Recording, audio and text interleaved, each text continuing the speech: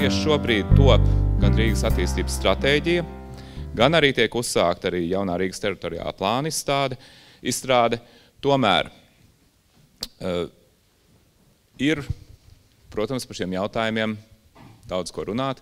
Ir cilvēki, kas uzskata, piemēram, par attīstības plānu, ka tas varbūt līdz šim ir centies uz papīra paredzēt un visos sīkumās atrisināt daudzas problēmas, ko viņš nav spējis izdarīt. Ir jautājums par to, ko darīt, tāpēc, ka Rīga kā pilsēta sarūk, iedzīvotāju skaits samazinās.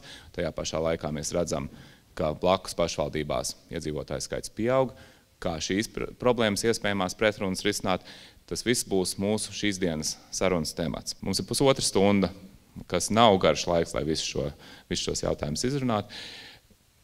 Saruna tiks sadalīta divās daļās. Vispirms katram dalībniekam tiks dot iespēju īsi izteikties par attīstības plānošanu kopumā un kas, viņuprāt, ir tās lietas, kuras varētu uzlabot, jo, protams, ja ir kaut kas ļoti labs, to ir, kas būtu noteikti jāsaglabā, par to arī var pateikt, bet galvenais, protams, mēs cenšamies saprast, kas būtu uzlabojams, bet tad sarunas sāls mēs sevišķi gribam šodien fokusēties uz jautājumiem, kas ir saistīti tieši ar šo plašo plānošanu, kā Rīga, kā pilsēta, kur acīm redzot ietver sevi, jebkurai būtu jākoordinējas ar daudzām blakus pašvaldībām, kā šo plānošanu sakoordinēt un ko sabiedriskais transports un vispār transports var dot gan plānošanai, gan šīs koordinēšanas labā. Kā pirmam es došu vārdu Nikiforov kungam, kuram arī nesen bija komentārs par šo jautājumu laikrakstā Dienas biznesā. Lūdzu. Labdien, godātie klātsošie, un paldies par jūsu ieinteresētību atnākt un uzklausīt mūsu diskusiju, un iespējams arī turpināt šo diskusiju vēlāk gan savā starpā, gan iesaistoties nākotnes sarunās. Droši vien pirmais jautājums ir acīm redzot, kādā veidā mēs plānojam pilsētu. Pie šī jautājuma mēs atgriežamies ik pa brīdim. Un visticamāk, tas pats būtiskākais, kas ir jāpasaka šajā sakarībā, ka mūsu priekšstats par plānošanas procesu ir attīstījies līdz ar pašu sabiedrību. Lielā mērā pats sabiedrība iespēdo šo te plānošanas procesu, un plānošana kā tāda izriet no sabiedrības vēlmēm un prasībām attiecībā pret pilsētas attīstības plānu. Līdz ar to droši vien viss tas, kas tur ir bijis līdz šim, ir lielā mērā mūsu centienu, mūsu jūtu atspoguļojums. Iespējams, ka daudz no šīm te lietām mūs vairs neapmierina šodien. Un mans konkrētais priekšstats ir par Rīgas pilsētas attīstības plānu, ka mēs esam procesā uz ideālu plānu. Būtu ļoti labi, ja šis plāns, kas atrodas, teiksim, šobrīd izstrādes stadijā, būtu pietiekoši ilglaicīgs, lai sasniedzot nākamo kvalitatīvu jauno līmeni, pēc diezgan ilga laika varētu pāriet jau uz citām kvalitātēm. Kas šobrīd, manuprāt, tur ir labs un kas ir pilnveidojams? Ja mēs paskatāmies uz pilsētas attīstības stratēģiju, varētu diskutēt par atsevišķu punktu formulējumu, bet pēc būtības šķiet, ka pat esošā stratēģija nemaz nebija tik nepareizi, tad viņi bija lielā mērā labi, lai viņi varētu izpildīt. Cits jautājums, vai pašā attīstības plānā bija iedots pietiekoši konkrēts norādes uz to, kas tad īsti būtu darāms. Varētu padiskutēt par to, kas tad īsti būtu attēlojums pilsētas attīstības plānā. Manuprāt, kad pats būtiskākais, ja tas ir pilsētas attīstības plāns, tas ir, acīm redzot, mūsu viss šī pilsētas iedzīvotāji vēlme un centieni kaut kādā mērā pirmkārt skatīties, kādā veidā tiek pārvaldīts un attīstīts pašvaldības īpašums. Tas ir mūsu kopīpašums. Katram pieder 700 000 daļa no šī te kopīpašuma. Otrakārt, acīm redzot, kādā veidā tiek izlietots pilsētas budžets un kādiem mērķiem. Un trešais ir, acīm redzot, kādas ir tās mūsu vajadzības, lai mēs šī pilsētā varētu nodarboties ar tām lietām, kas mums ir vajadzīgs. Skolnieki mācīties, pieaugušie strādāt, pensionāri, kodam pelnīt, atpūsties. Bez tam vēl ir valsts, no kuras mums pieder pilsētniekiem, rīdzniekiem pieder apmēram 3. daļa. 3. daļa no valsts īpašuma ir rīdznieki, tātad 700 000 iedzīvotāji, 2 miljoni iedzīvotāji valstī, tātad varētu teikt, ka 3. daļa no Daugavas ir tomēr Rīgas pilsētas interešu zona. Un tieši tas pats ir ar budžetu, ar attīstību un visu pārējo. Tad šeit, acīm redzot, būtu jāplāno pietiekoši precīzi, apzinoties, kādu rezultātu mēs gribam iegūt. Indikatīvi plānot, mēs varam, protams, to darīt, bet es domāju, ka budžets nav indikatīvs, viņš noslēdzās ar bilanci, pozitīvu vai negatīvu, un līdz ar to būtu jādomā ļoti precīzi un eksakti. Acīm redzot, būtu jārēķinās ar tiem budžeta līdzekļiem, kas ir mūsu rīcībā, un jāpārvalda īpašums pietiekoši labi. Tad nāk privātie. Un acīm redzot, šeit ir pašvaldības mājiens šī te plānā indikatīvs, kurš norādītu uz to, kādā veidā būtu pēc iespējas labāk akumulējam šo te privāto līdzekļi un arī viņu resursi. Darba spēks un jebkur citu veidu resursi, nekustamais īpašums, kopējo sabiedrības mērķu iegūšanai. Manuprāt, tā tas plāns būtu veidojams. Un visticamāk, kad tādas lietas, kā konkrēts ēkas funkcijas privātā īpašumā, baidos, ka to ir ļoti grūti prognozēt pietiekoši ilgā laika periodā. Tad es gribētu teikt, ļoti precīzs plāns pašvaldībai, un indikatīvs plāns privātajiem. Tas kopā arī līdz ar to novest pie tā, ka šis plāns būtu izpildāms un pēc pārskata perioda būtu iespējams pateikt, ja viss tas, ko mēs vēlējamies, tas arī ir izdarīts. Paldies, Nikiforov kungs. Tā, Ruskoļ kungs, iepriekšējais runātājs uzsver to, ka ir jāplāno tieši valsts un pašvaldības tās lietas, un ne tik tā jāatstāja privātiem brīvākas rokas, vai jūs piekrītat? Jā, es domāju, ka pirmkārtām labdien visai šai plašai auditorijai. Paldies, ka jūs atnākuši šo interesanto diskusiju un arī paldies tiem, kas skatīsies mūsu internetā. Valsts tagad kopā ar pašvaldībām pāriet uz pilnīgi jaunu paradigmu plānošanā. Tā ir strateģiskā plānošana, kur ļoti svarīgi ir šie strateģiskie telpiskie vadlīniju plāni un skaidrs, ka šī pārēja prasīs arī kaut kādu zināmu plānošanas reorganizāciju visās pašvaldībās un arī Rīgas domē. Pieņemsim Nīderlande, šādu te vadlīnijas plānošanu gāja no 80. līdz pat 2000. gadiem, tad 20 gadus tas paņēma šo procesu, lai tiešām šis ideālais plāns tiešām būtu tāds, kāds viņš arī varētu strādāt. Tad dotajā momentā mēs izstrādājam jauno pilsētas stratēģiju un arī attīstības programmu, un es vadu šo procesu pilsētā un faktiski veicot dažādas prognozes, analizējot esošo situāciju un pats galvenais iesaistot mērķgrupas, ekspertus, iedzīvotājus un dažādas asociācijas, tad mēs esam nonākuši pie virknes dažām ļoti būtiskām lietām, kas principā varētu arī pamainīt mūsu šo te plānu, strateģisko skatījumu, kāds tas nebija iepriekšējos 10 gados. Tad te mēs runājam gan par kompaktas pilsētas modeli, te mēs runājam par Rīgas un Rīgas aglomerācijas attiecībām, te mēs runājam par transporta infrastruktūras plānošanu un prioritātēm, un te mēs runājam arī par zaļos struktūras attīstību. Vispamatā šīm izmaiņām ir divas lietas. Pirmām kārtām, iepriekšējā plānošanas procesā mēs pieļāvām kļūdas, mēs tās atzīstam, un tas galvenokārt atspoguļojās fragmentārā raksturā visās tēmās. Vai mēs runājam par zaļo struktūru, vai mēs runājam par pilsētas attīstības teritorijām, vai arī par transporta plānošanu. Un otrs moments ir zināms konflikts, jeb varbūt tas pat nav konflikts, bet attiecības starp tiem cilvēkiem, kas Rīgu lieto, un tiem cilvēkiem, kas Rīgu lieto un šeit dzīvo. Tad šīs prioritātes, ja mums rīdzinieki ir galvenie darba devēji, tad varētu pamainīties būtiski prioritātes tieši par to, kādu infrastruktūru mēs plānojam rīdziniekiem vai tiem, kas tikai to lieto. Paldies. Lēniekungs. Paldies. Tad jautājums bija par esošo plānu priekšrocībām un vājām vietām. Manuprāt, tas, kas bija priekšrocība tajos gados, kad gāja ekonomika uz augšu, to var arī saukt par burbuļu veidošanos, tad bija priekšrocības daudz, un tagad tās priekšrocības faktiski kļūst par trūkumiem un vājām vietām. Jo nav noslēpums, kad virkni teritorijas, kuras to bija paredzētas attīstībai, tās pašas Gaugaus salas un citas vietas, ja, likās, ka jāiegulda, un šodien aizvien vairāk kļūst skaidrs, ka tās prognozes ir bijušas nepareizas, ka mēs neejam uz augšu, bet mēs sarūkam vai labākā gadījumā saglabājam, zinām, tādu status quo. Un tad par vājiem es uzskatītu arī caurspīdīgumu trūkumu, respektīvi pilnas informācijas nepieejamību. Jo pat bija runa, ka mēs pārējām no tādas sīkākas fragmentāras, detalizētas plānošanas uz vadlīnijām.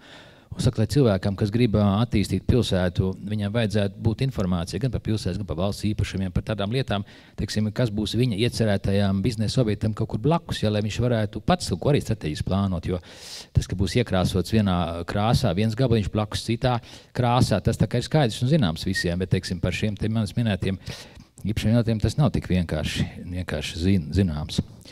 Un tas pats atgriežoties pie par tām vājajām vietām, ir pilsēta uzsākusi, manuprāt, pilnīgi pareizu šī esošā plāna ietvaros politiku veidot apkārtnes. Tas nozīmē, ka tiek aktivizēti cilvēki tur, kur viņi dzīvo, un tie rīdznieki, kas tad arī pārsvarā strādā un arī dzīvo, un viņiem ir dotas tiesības, tiek veidot iedzīvotāju fórumi, tiek cilvēki saukti kopā, tiek aicināti izteikties par savu apkārtni. Tas viss ir ļoti jauki, bet saprotams, ka šajā situācijā visas apkārtnes nebūs vienlīdz prioritāras attīstībai. Būs tā nežēlīgi, jāpasaka, tas būs politiķiem, kur teiks, ka to viņiem padomi devuši plānotāji, kuras apkārtnes ir tās, kuras var sagaidīt, tad teikt, visdrīzāko tomēr attīstīt pie šiem Eiropas resursiem, un kuras nāksies iesaldēt. Manuprāt, tās pašas, teiksim, pat vai Daugavas salas. Kāpēc mums sapņot, teiksim, ka Lucavas sala vai Zaķes sala tuvākos 10 gados tiks veidotas kā apbūvētas teritorijas? Varbūt skatīties patiesībā acīs un teikt tā, ziniet, mēs viņas sakārtojam tik minimāli, lai tur varētu būt kvalitatīva pilsētas dārzkopība.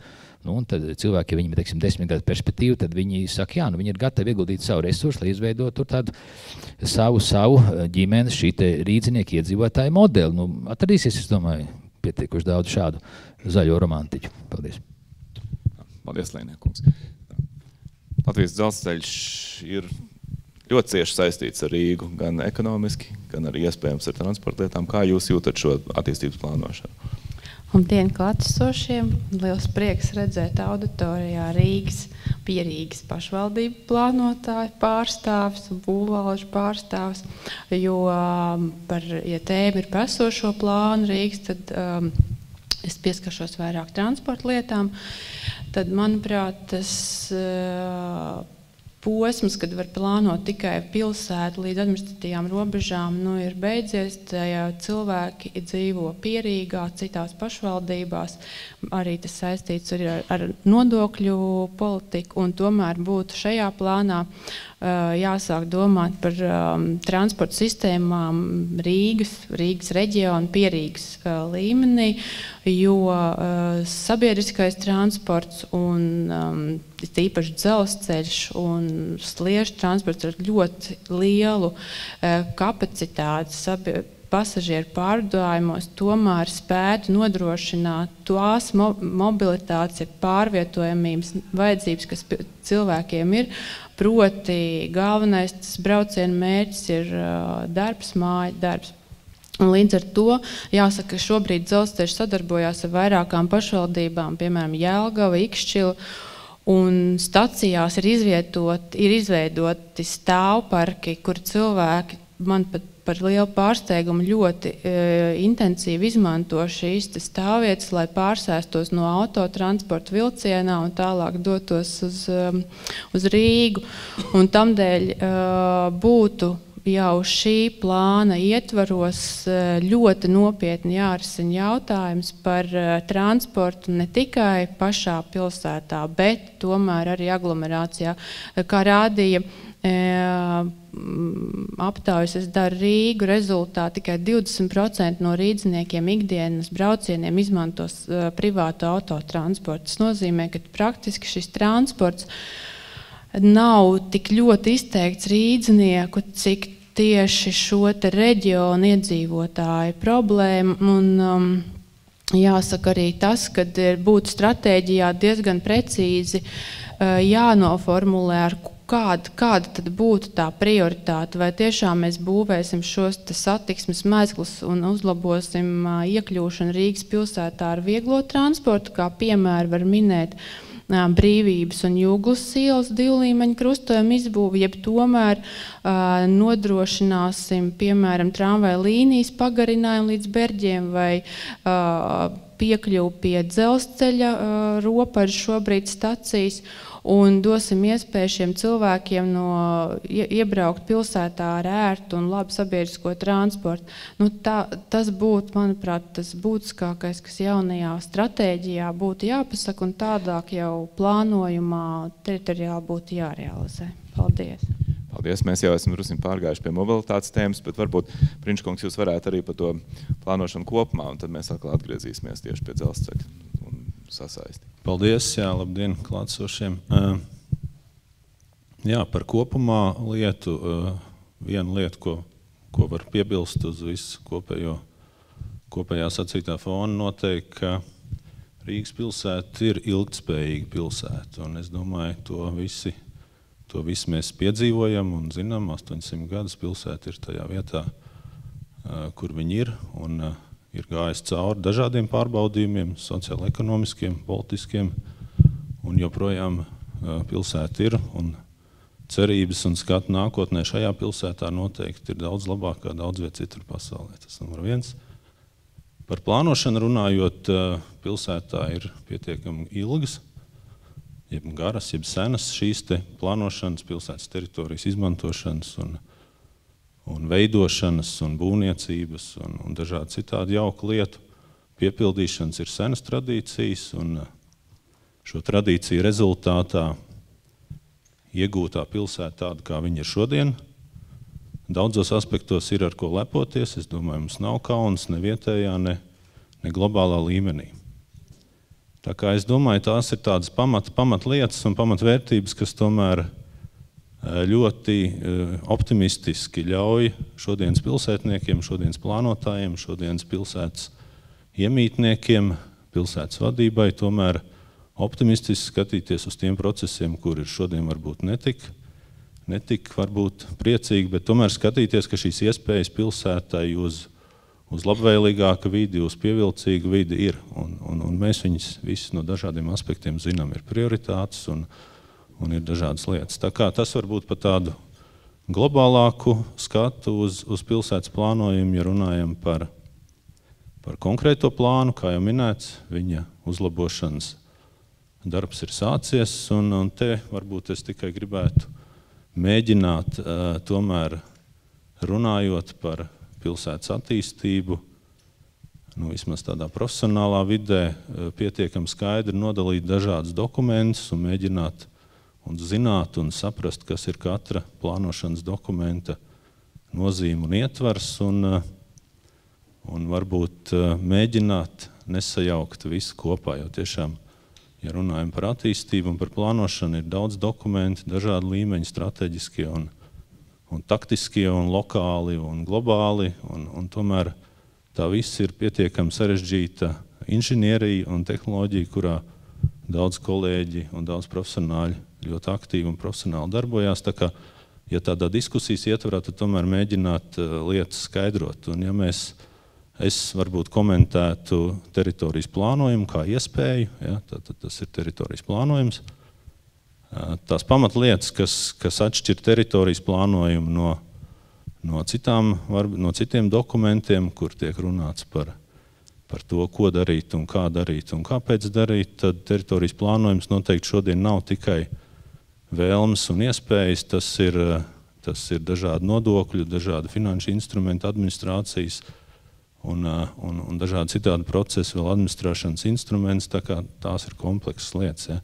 Teritorijas plānojums ir diezgan labs, un par to ir bijušas gan diskusijas, gan ekspertu atzinumi, ja, par to, kā mēs esam mūsu ieceres īstenojuši, vai kas ir izdevies, kas nav, ir jau sacīts, un droši vien tiks vēl runāts, tā kā, jā, tas tā īsumā. Paldies, jā, Niedolas kundze, kas jums būtu piebilstāms?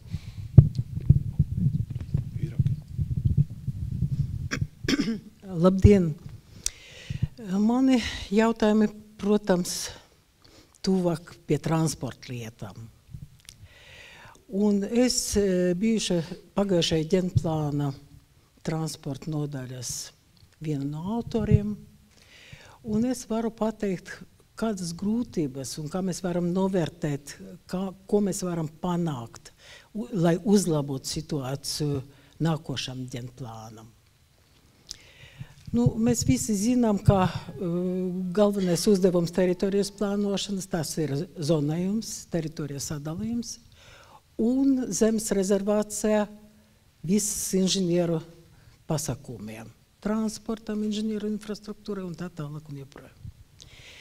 Pagājušajā ģenplāna bija paredzēt, ka iedzīvotāju skaits būtu it kā vairāk, nekā mēs tagad dabūjam zināt. Un tad mēs varam pateikt, ka ja mēs novērtēsim situāciju, tad mums kaut kāda rezerve attiecīga esoša situācija uz esošu situāciju mums tagad ir. Tas ir pozitīvs moments. Bet bija ļoti lieli negatīvi tādi faktori, kur mēs gribam no savas puses kaut kāda veida izlabot, devam vērtējumu, bet mums neizdevās kompleksi risināt to problēmu. Tas ir galvena problēma, ka Rīga bija atrauta no aglomerācijas. Un mēs vērtējam, ka tagad plūsmas dēļ Rīgas ielas apmēram 20, 30, pat varbūt vairāk procentu sastāv no piepilsētas transporta un no aglomerācijas, galvenokārt no aglomerācijas lietotājiem. Tātad to, ko Sergej pateica, kā mēs plānosim Rīgu rīdziniekiem vai lietotājiem. Tas ir jautājums, uz kuru mums vajag atbildēt tagad skaidrāk nākošajā ģenplānā. Tad es domāju, ka mums vajag obligāti risināt Rīgu kopā ar Rīgas aglomerāciju. Tas ir pirmais jautājums. Otrais jautājums. Mēs ceram, ka mums būs ekonomiska situācija labāka, protams. Un mēs tur uzzīmējam rožu nākotni. Protams, ir skaidrs, ka satiksmes sistēma tas ir apkalpošs faktors. Bet sava laika apkalpošs faktor, kur var ietekmēt vēl uz vidi un var ietekmēt vēl uz plānošanas pasākumiem. Kādi apjomi mēs tur paredzēsim, kaut kādas atsevišķas vietas. Tāds piemērs bija, kad mēs vērtējam, vai ieplānot transporta infrastruktūra var pārgrēmot visu to, kā mēs projektēsim kreisē krasta, tad mēs brīdinājam, ka nevar būt apkalpota pilnīgi visa tā sistēma. Tad vajag skaitīties ar to, ko mēs redzēsim un kā mēs plānojam visu to kompleksu. Un vēl mums nebija paredzēts, es domāju, pietiekoši finansējuma avoti. Tāpēc mums ļoti lieli pasākumi pastāv aiz borta. Mēs nevaram ar viņiem saskarties tagad kaut kā ciešāk. Bet tas ir, es domāju, ka tas ir divas galvenas problēmas, kur mums vajag kaut kā mēģināt atrisināt jaunas ģenplānas ietvēros. Tas ir par to, par esošu situāciju. Varbūt viss. Jā, labi, paldies nedaudz, kundze. Es drusiņi vēl par to plānu kopumā. Mēs jau esam aizgājuši drusiņi līdz transportam, bet es tomēr gribēju par plānošanas to kopējo līmeni. Es gribēju paprasīt Ruskuļa kungam, Telēnie kungs teica, ka būtu nepieciešama lielāka caurspīdība no vienas puses, un otrs, kad būtu jāspēj pateikt, ka jā, ir zinām rajoni, ka ir skaidrs, ka teiksim, pie patreizējās situācijas tie neattīstīsies, ja, kas varbūt tiem rajoniem varbūt kādam būs sāpīgi pateikt, ka tie tiks atstāti kaut kādu uz kādu laiku. Vai Rīgas pilsēta būs gatava uz šādiem soļiem? Jā. Es domāju, Lēnie kungs domāja par to caurspīdīgumu saistībā ar zemju īpašumiem, kad jebkurš iedzīvotājs būtu tikai loģiski, ja būtu iespēja kaut kādā portālā vai kur redzēt visus pašvaldības īpašumus, sabiedriskos īpašumus, kur viņi atrodas. Un tas varbūt pašlaik mums nav. Un, protams, jebkurš iedzīvotājs vai Rīgas domas portālā redzēt to zemes gabals, kas iet uz privatizāciju un piedalīties tajā izsolē. Es piekrītu Lēniekungam šajā jautājumā. Pa prioritārām teritorijām mēs izstrādājam šo te konceptu. Patiesībā to arī tagad prasa valsts ar savu likumdošanu. Ir jāparāda prioritārās teritorijas. Mums bija arī, mēs iesaistījām tad plašu ekspertu loku, arī daži no viņiem sēž šeit zālē. Un jā, būs teritorijas, kas būs prioritārās, bet tas nenozīmē, ka pārējās neattīstīsies. Vienkārši uz tām prioritārām teritorijām, acīm redzot, vajadzēs mobilizēt sabiedriskos resursus, kā Nidols kundze teica. Pārējās teritorijas attīstīsies, ja attīstītājiem būs pašam spēks to darīt vienam. Paldies. Mums ir laiks, ja ir kādi jautājumi tieši par šo jautājumu loku, es labprāt uzklausīt. Mums ir tikai pa nelēm 2 mikrofoni, tā, ja kāda būs jautājums, man būs jāpieskrina klāt. Jā, bet to mēs varam izdarīt. Jā. Viss ir skaidrs? Labi, tad pārējā mēs jau te sāk rasties visi jautājumi par transportu. Man vakar bija interesants saruna ar Nikiforovu kungu tieši par šo jautājumu. Varbūt jūs varētu... Jums ir... Vai Ziemeļu tilta aktualitāte pastāv vai nepastāv? Otrs jautājums, vai Brīvības ielas dublieris arī pastāv aktuāls jautājums. Un tad es nevaru saprast tādu lietu. Jau pāris 10 gadu pastāv pasaulē automātiskās stāvvietas. Elektroniskās. Savā laikā arī operas namām bija paredzēta pazemes vairāk stāvvieta. Kādēļ mums tas nevar būt? Burtiski Rīga aizrijās ar autotransportu. Paldies. Tā. 3 ļoti labi jautājumi. Tā, kas varbūt Ruskoļa kungs varētu sākt, bet varbūt kādam citam arī būs viedoklis. Jā, tiešām liels paldies par jautājumu. Sākšu ar to operu. Mēs veicām tehniski ekonomisko pamatojumu. Tie rādītāji tādi, ka pašlaik ekonomiski neatmaksājās būvēt to stāvvietu. Ja? Un jebkura šāda stāvvieta, viņa arī piesaista automašīnas. Ja? Tad, ja mēs izveidojam stāvvietas Rīgā, vienalga kaut vai viņa zem zemes un neaizņem pilsētas trasi, tas jau nenozīmē, ka mašīna būs mazāk. Ziemeļu koridors, protams, paliek pilsētas kā viens no šiem te attīstības virzieniem. Mēs vēl neesam līdz galam izdiskutējuši šo te viņa lomu tuvākajā plānošanas periodā, bet Brīvības ielas dublieru trasi varētu ļoti labi savienot Rīgas apveceļu ar ostu tieši nevis tiem cilvēkiem, kas brauc uz Rīgas strādāt, bet tām tranzīta mašīnām, kas grib tikt uz ostu, lai viņām nebūtu jābrauc cauri visai pilsētai. Par kādi? Paldies, Aleksandrs Kirsteins. Jautājums ir tāds, vai Rīgas dome vai Latvijas dzelzceļš ir sasaistījuši šo ziemeļu šķērsojumu ar Rail Baltica? Jā, jau tas pirmais variants, ka tur kāds 40 vai cik tur kilometrus no Rīgas būs dzelzceļa stacija, un tad brauks uz Rīgu, jā. Jautājums ir saistībā ar to, ka, ja Rail Baltica iet caur Rīgu, tad ziemeļu šķērsojumu var iekļaut arī vismaz zinām daļu izmaksu, ja var iekļaut šajā projektā. Un tad uzreiz rodas jautājums, kā Latvijas dzelzceļš skatās tādā gadījumā, ja šeit ir, teiksim, Rail Baltica stacija, vai pa ceļam uz Rīgas lidostu, vai tad tiek būvēts un ir kaut kādas idejas par jaunu pasažieru terminālu, ja viņš tiks laists, teiksim, caur esošo veco, ēku, līdz ar to tad ir jāpārplāno tās transporta plūsmas. Bet man drusciņi izbrīna, ka nekur netiek runāts, ka faktiski tas ziemeļu šķērsojums ir neatliekams un viņš ir vistiešākai saistībā ar Rail Baltica tagad, jo pēc tā pēdējā varianta jau ir ideja viņu laist caur Rīgas lidostu, jebkurā variantā. Vai tad pa veco dzelzceļa tiltu tas ir domāts un vai pilnīga atteikšanās no Eiropas naudas izmantošanas šī pārvadu būvniecībā? Paldies. Jā, paldies par jautājumu. Rail Baltica ir ļoti aktuāla lieta Rīgas plānotājiem. Tiešām viņš pirms tam vispār Rīgā nenāca iekšā. Un to nebija mēs nebijām īsti apmierināti, un pašlaik Rail Baltica iet Rīgas centrālajā stacijā iekšā, un tad viņš iet ārā. Jāpēta, kāds savienojums būs ar Rīgas lidostu, vai tas būs dzelzceļš vai ātrgaitas tramvajs.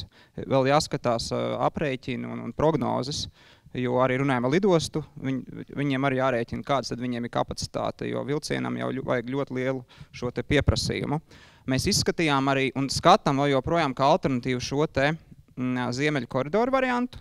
Un tas risina šo ziemeļu koridoru problēmu, protams, bet tad nebūs centrālajā stacija apstāšanās Rail Balticam. Un plus vēl visas kravas ies cauri Rīgu, arī tranzītā. Šajā gadījumā pasažieri iebrauc, izbrauc, bet tranzīta kravas tātad tur Rīgas aglomerācijā ir šis te loģistikas centrs. Tātad, ja mēs runājam par rīdziniekiem, tad, manuprāt, variants ar centrālo staciju ir daudz labāks. Ja mēs runājam par Rīgu kā starptautisku metropoli, tātad tas, ko mēs esam nacionālā attīstības plānā, ja mums ir atbalsts no valsts, tad mēs varam izskatīt arī šo jautājumu.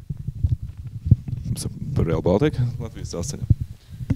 Nē, tā kā Ruskula kungs jau pateica, tā arī tas pašreizējā plānošanas stadijā ir, bet tas nenozīmē, ka kaut kas nemainīsies un nenotiks kaut kādas izmaiņas, jo praktiski Rail Baltica trasei sākotnēji bija šie divi varianti noteikti un bija pat sarunas par to, kad no Ērkļu virzienā esošās preču stacijas teritorijā izvietot jauno terminālu, bet pašlaik tās domas, kā jau teica, ir vairāk virzīts uz Rīgas centrālo staciju.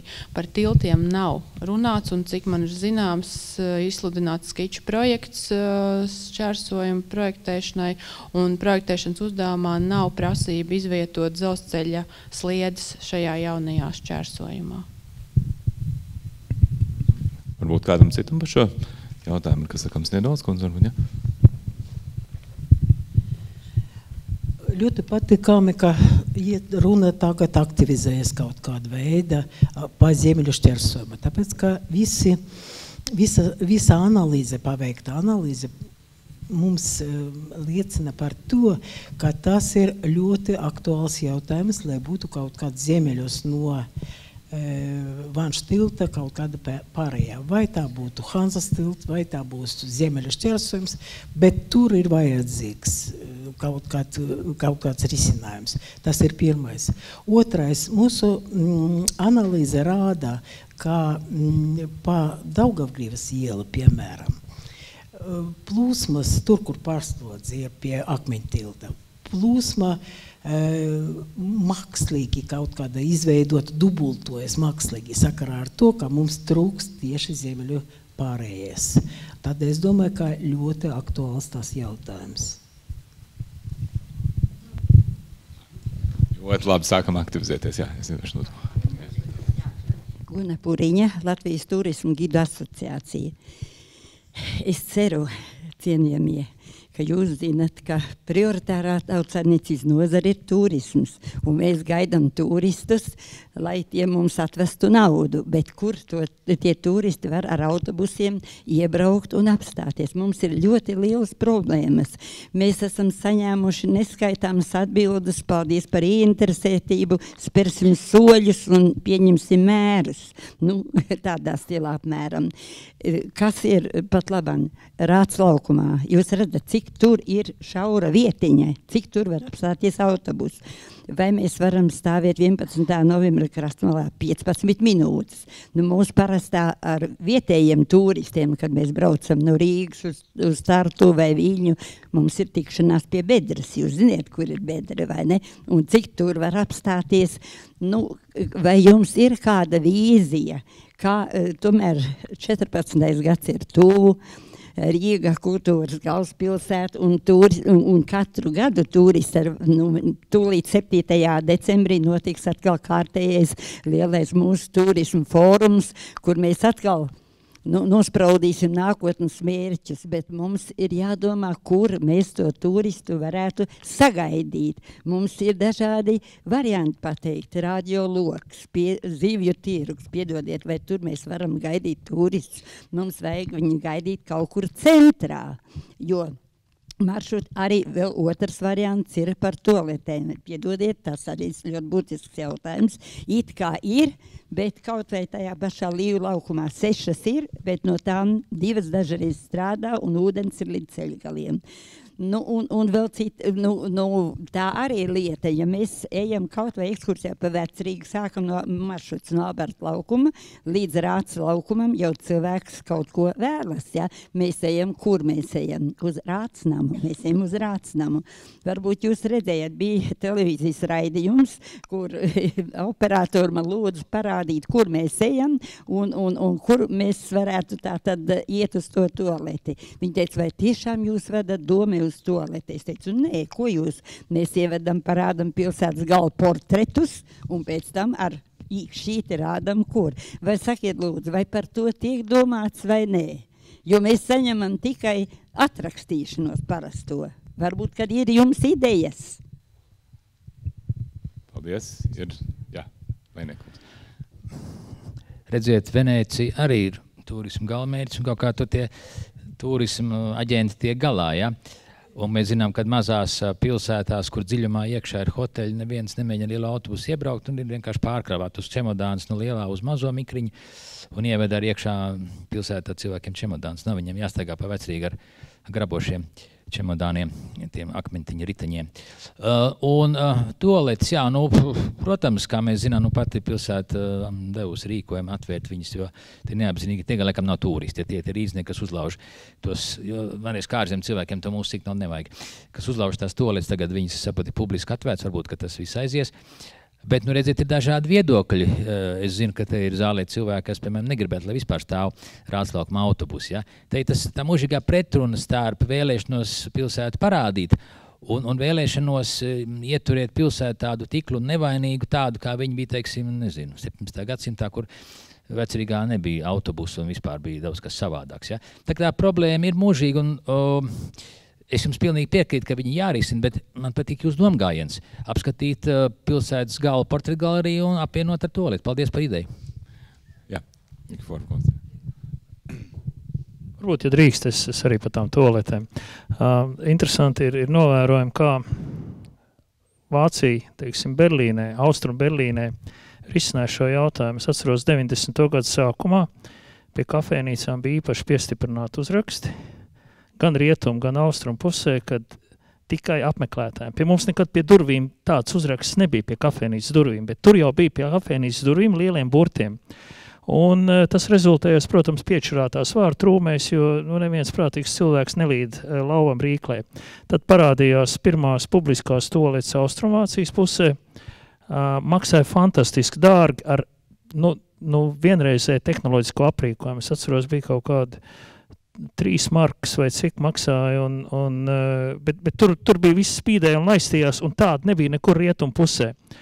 Un tas neatrisināja jautājumu. Beidzās ar to, kad šogad Berlīnas pašvaldība vērsās pie kafēnīcas un restorānu īpašniekiem ar lūgumu atvērt savus toaletes vispārējai publikai. Un tas nostrādāja. Tur ir stāv šķīvīts. Jā, pārsvarā tātad šīs sievietes vai vīrieši, kas tur uztīra tās toaletes, vai ne, uzraug šo šķīvīti, kurā tiek iemest tur attiecīgi tur eirocenti, un katrā ziņā vairs problēmas ar toaletēm nav. Es domāju, ir arī runā par turistiem. Jā, tātad mums ir jāsaprot, vai mēs varam atrisināt šo problēmu tā, lai tiešām turistiem būtu ērti. Es domāju, tas pats ir ar iebraukšanu pilsētā. Mēs no vienas puses visur sūkstamies, ka mums ir monocentriska pilsēta. Ja? Varbūt tās, ka no šīs te vajadzētu tā kā airēties prom no šī uzstādījuma. Pilsētas attīstības plānā, starp citu, ir iezīmētas 3 dzelzceļa stacijas, kā lielās. Ja? Torņakalns, par ko ir runāts daudz, saistībā ar Latvijas universitātes kompleksu, tad ir Rīgas centrālā dzelzceļa stacija, kura stāv tā kā ir, un jāsaka, vēl līdz galam nav pat realizētas tās reformas, kas bija paredzētas Ulmaņa laikā ar tātad nojumu izbūvi virs peroniem. Un tad ir vēl viena dzelzceļa stacija, kas ir Skansas rajonā, un interesants atkal ir tas pats Vācijas piemērs, tad, kur vācieši šos te lielos projektus, kas tiek būvēt pa valsts un pašvaldības līdzekļiem un Eiropas Savienības līdzekļiem, izmanto kā motoru konkrēto, varbūt pilsētas vai valsts rajonu attīstības akcelerācijai. Iespējams, ka varbūt, ka tur arī ir atslēdziņa jaunajai Rail Baltica dzelzceļa stacijai. Ja mēs liktu mierā to veco Rīgas centrālo dzelzceļa staciju, kur es stādos priekšā, viņi tikai akumulētu vēl vairāk, varbūt tās gan transportu, gan arī infrastruktūras, kas jau tā ir pieblīvēts visā tādā pilsētu vidē, bet šo jauno dzelzceļa staciju iebūvēt, teiksim, Skanstē, pietiekoši tuvu pie tā paša Ziemeļa šķērsojuma, tad vecās preču stacijas teritorijā, bet padomāt tieši tā, kā tas ir Berlīnē, kā mēs operatīvi, tā kā Berlīnē S-bāns, U-bāns, varam saistīt atsevišķus strateģiskos punktus kopā, vai ne? Un tur jau laikam atslēdziņa Latvijas risinājums Latvijas dzelzceļa rokās, vai ne? Ir brīnišķīgi sazarots dzelzceļa tīkls Rīgas pilsētas teritorijā, ja?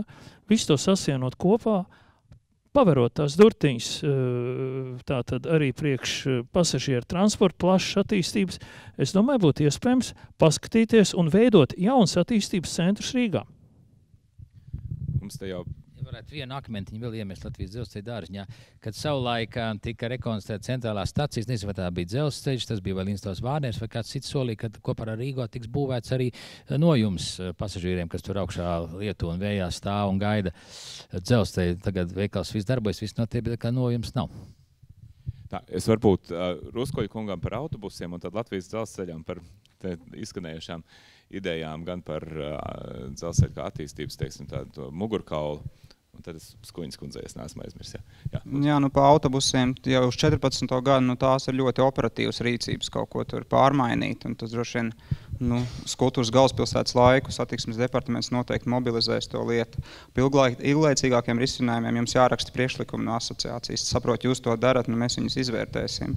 Bet tādā strateģiskā tālā nākotnē, kā es to redzu, pilnīgi noteikti Rīgas centrālā daļa, šeit būs tātad dažādi ierobežojumi iebraukt centrālajā daļā, ierobežojumi iebraukt un apstāties tālākā nākotnē. Bet tas, protams, neattieksies uz turismu. Turismam būs iespēja, līdz ar to parādīsies vairāk vietas turismam. Jāsaka, nezinu par Lindstovu solījumiem un nojumēm, bet un tekstiem tādiem, kad tikai Latvijas dzelzceļš un tā arī gluži tas nestrādā, jo man jāsaka godīgi, kad pašvaldībās šajā lietā arī ir diezgan liela teikšana un darīšana, un jāpiemina viens pašlaik jau realizēts sadarbības projekts Siguldas stacijā, kur Siguldas pašvaldība ieguva šo stacijas ēku, renovēja, izbūvēja arī telpas autoostai, autoostas platformas, un šobrīd dzelzceļš kā pilota projektu realizē stacijas perona rekonstrukciju. Siguldas stacijā pirmajā mūsu valstī būs augstie peroni. Tā kā man jāsaka, ka te ir jāsadarbojās gan pašvaldībai, gan dzelzceļam, jo dzelzceļš pats kā iniciators ar šādu infrastruktūru, tīpaši, kā Sergejs teica, jaunu teritoriju attīstību neveiks, ja būs pašvaldības vēlme šo rajonu, kādu konkrētu rajonu, cik saprot par Skanstra ielas teritoriju runa, tad, protams, tikai kopīgā sadarbībā šādas veidi publiskās infrastruktūras arī tiks realizēts. Nav nekāda pamata to nedarīt. Perfekti doma. Es biju Siguldā ļoti jauki, tur viss notiek. Tad vienīgais ceļš, kā mums iegūt labu Rīgas staciju pilsētē, nopirkt viņu un tad darboties. Tad arhitekta Ausma Skujiņa. Es nekādīgi nevaru saprast, kāpēc viss šīs diskusijas noris tā kā pantomīmas. Kāpēc nav Rīgas plāns? Mēs runājam par transportu, mēs runājam par dzelzceļa satiksmu un tiltiem un izdarām kaut kādas kustības ar rokām, mistiskas. Kāpēc no reizes uz reizes nav šī fonā, šīs uzskats līdzeklis, kas ļoti daudz ko atrisināt? Galā mēs runājam, protams, arī toaletes ir svarīgas, bet es domāju, ka ārkārtīgi var manīt to, ka Rīgai vēl ar vienu nav galvenā arhitekta. Nav galvenā mākslinieka.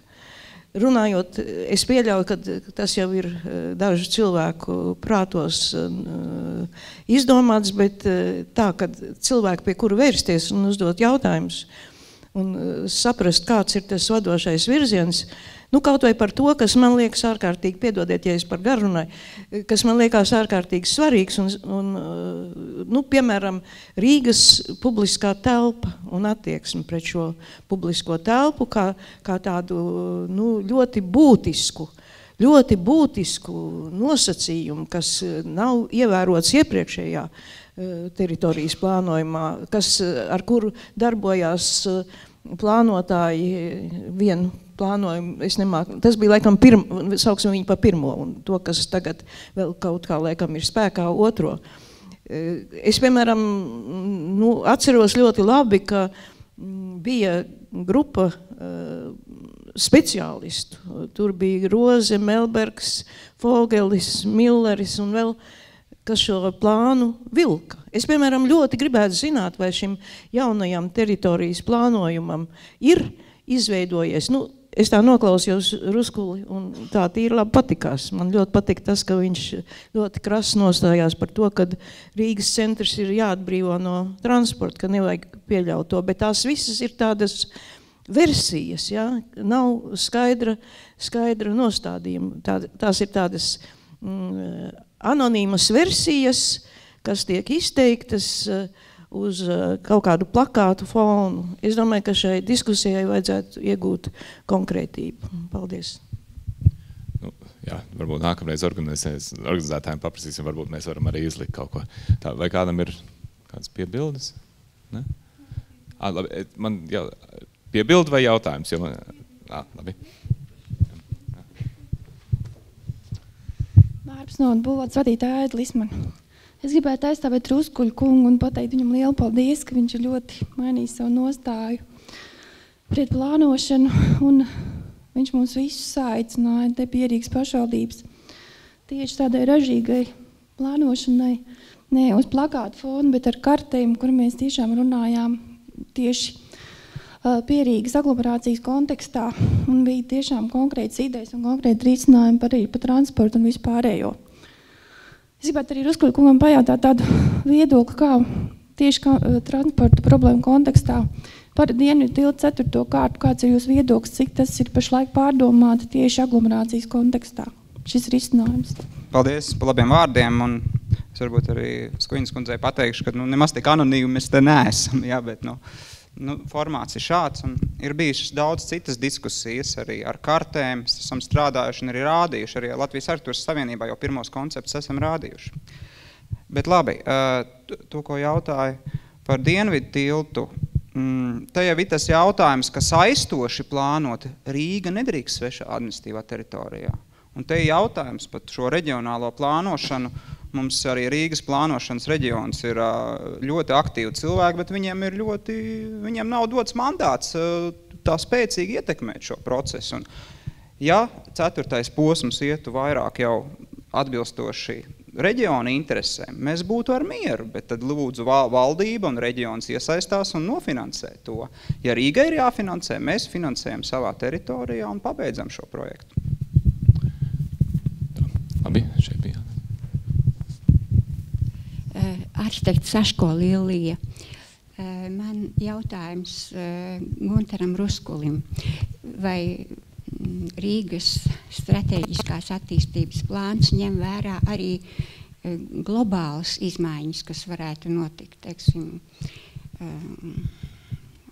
globālā ūdens līmeņa celšanās okeānos, un kā tas var ietekmēt Rīgu? Paldies! Jā, mēs esam veikuši arī virkne paralēlās aktivitātes, ja varētu teikt, tā mūsu plānotāja Saeima attīstības departamentā. Esam izstrādājuši Rīgas plūdu pārvaldības plānu, kas balstās nevis uz operatīvo situāciju, bet tieši uz prognozēm saistībā ar globālo sasilšanu un pasaules ūdens līmeņa celšanos. Esam sapratuši, ka 4% Rīgas teritorija varētu būt apdraudēta, un tas ir nepilns procents Rīgas iedzīvotāju. Un jau izstrādājot saistošo pilsētas attīstības plānu, strādājot ar aizsargu joslām, tas jau būs jāņem vērā. Paldies par jautājumu. Kristīna Āboliņa, Latvijas Universitāte. Man ir jautājums par pamatu nākošajam plānojumam, lai viņu taisītu tādu, lai pilsētu vieglāk plānot. Daudzās pilsētās ir atrasts, ka to daudz vieglāk darīt, ja pēc iespējas vairāk zeme pieder pašvaldībai, un tad ir ļoti noteikti mehānismi, kā darīt tālāk. Rīgas pilsēta mēģina arvien vairāk un un intensīvāk tikt vaļā no šiem īpašumiem, kā jūs saskatāt vispār kaut kādas iespējas šajā situācijā kaut ko plānot.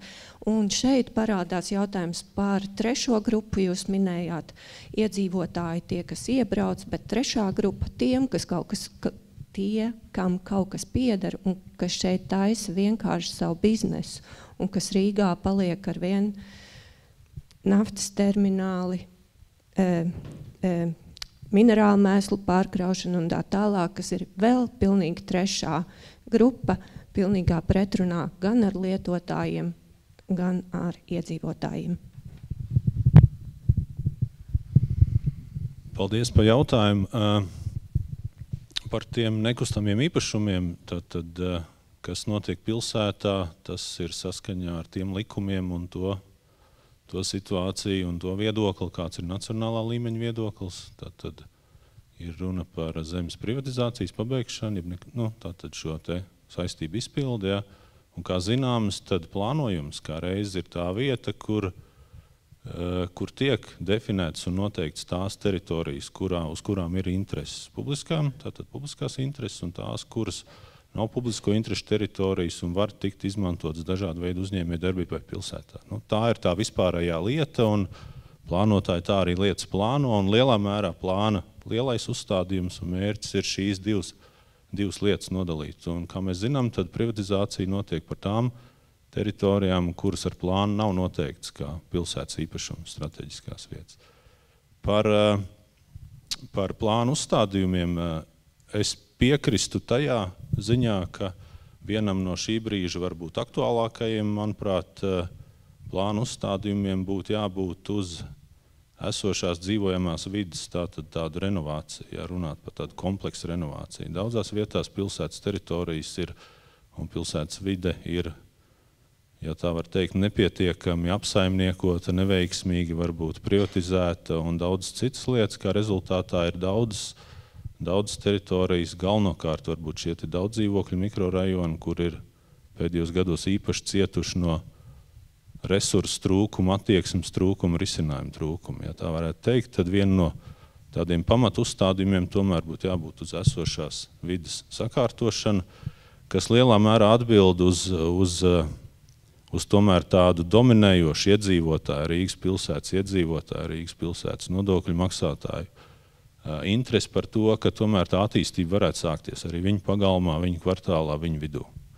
Un te ir jādomā, tā lieta ir ļoti kompleksa, ļoti sarežģīta, kā mēs zinām no daudziem aspektiem, bet tā pozitīvā ziņa ir, ka šai renovācijai ir zināms, ka šī renovācija ir iespējama un šai renovācijai ir arī ekonomisks pamatojums. Ne tikai emocionāls un citi, kas ir ļoti būtiski pilsētniekiem, lai viņi justos labi, bet arī ekonomisks pamatojums. Līdz ar to daudzām iesaistītām pusēm noteikti būtu jādomā, kā šo prioritāti pārvērst par rīcības plānu neatņemamu sastāvdaļu.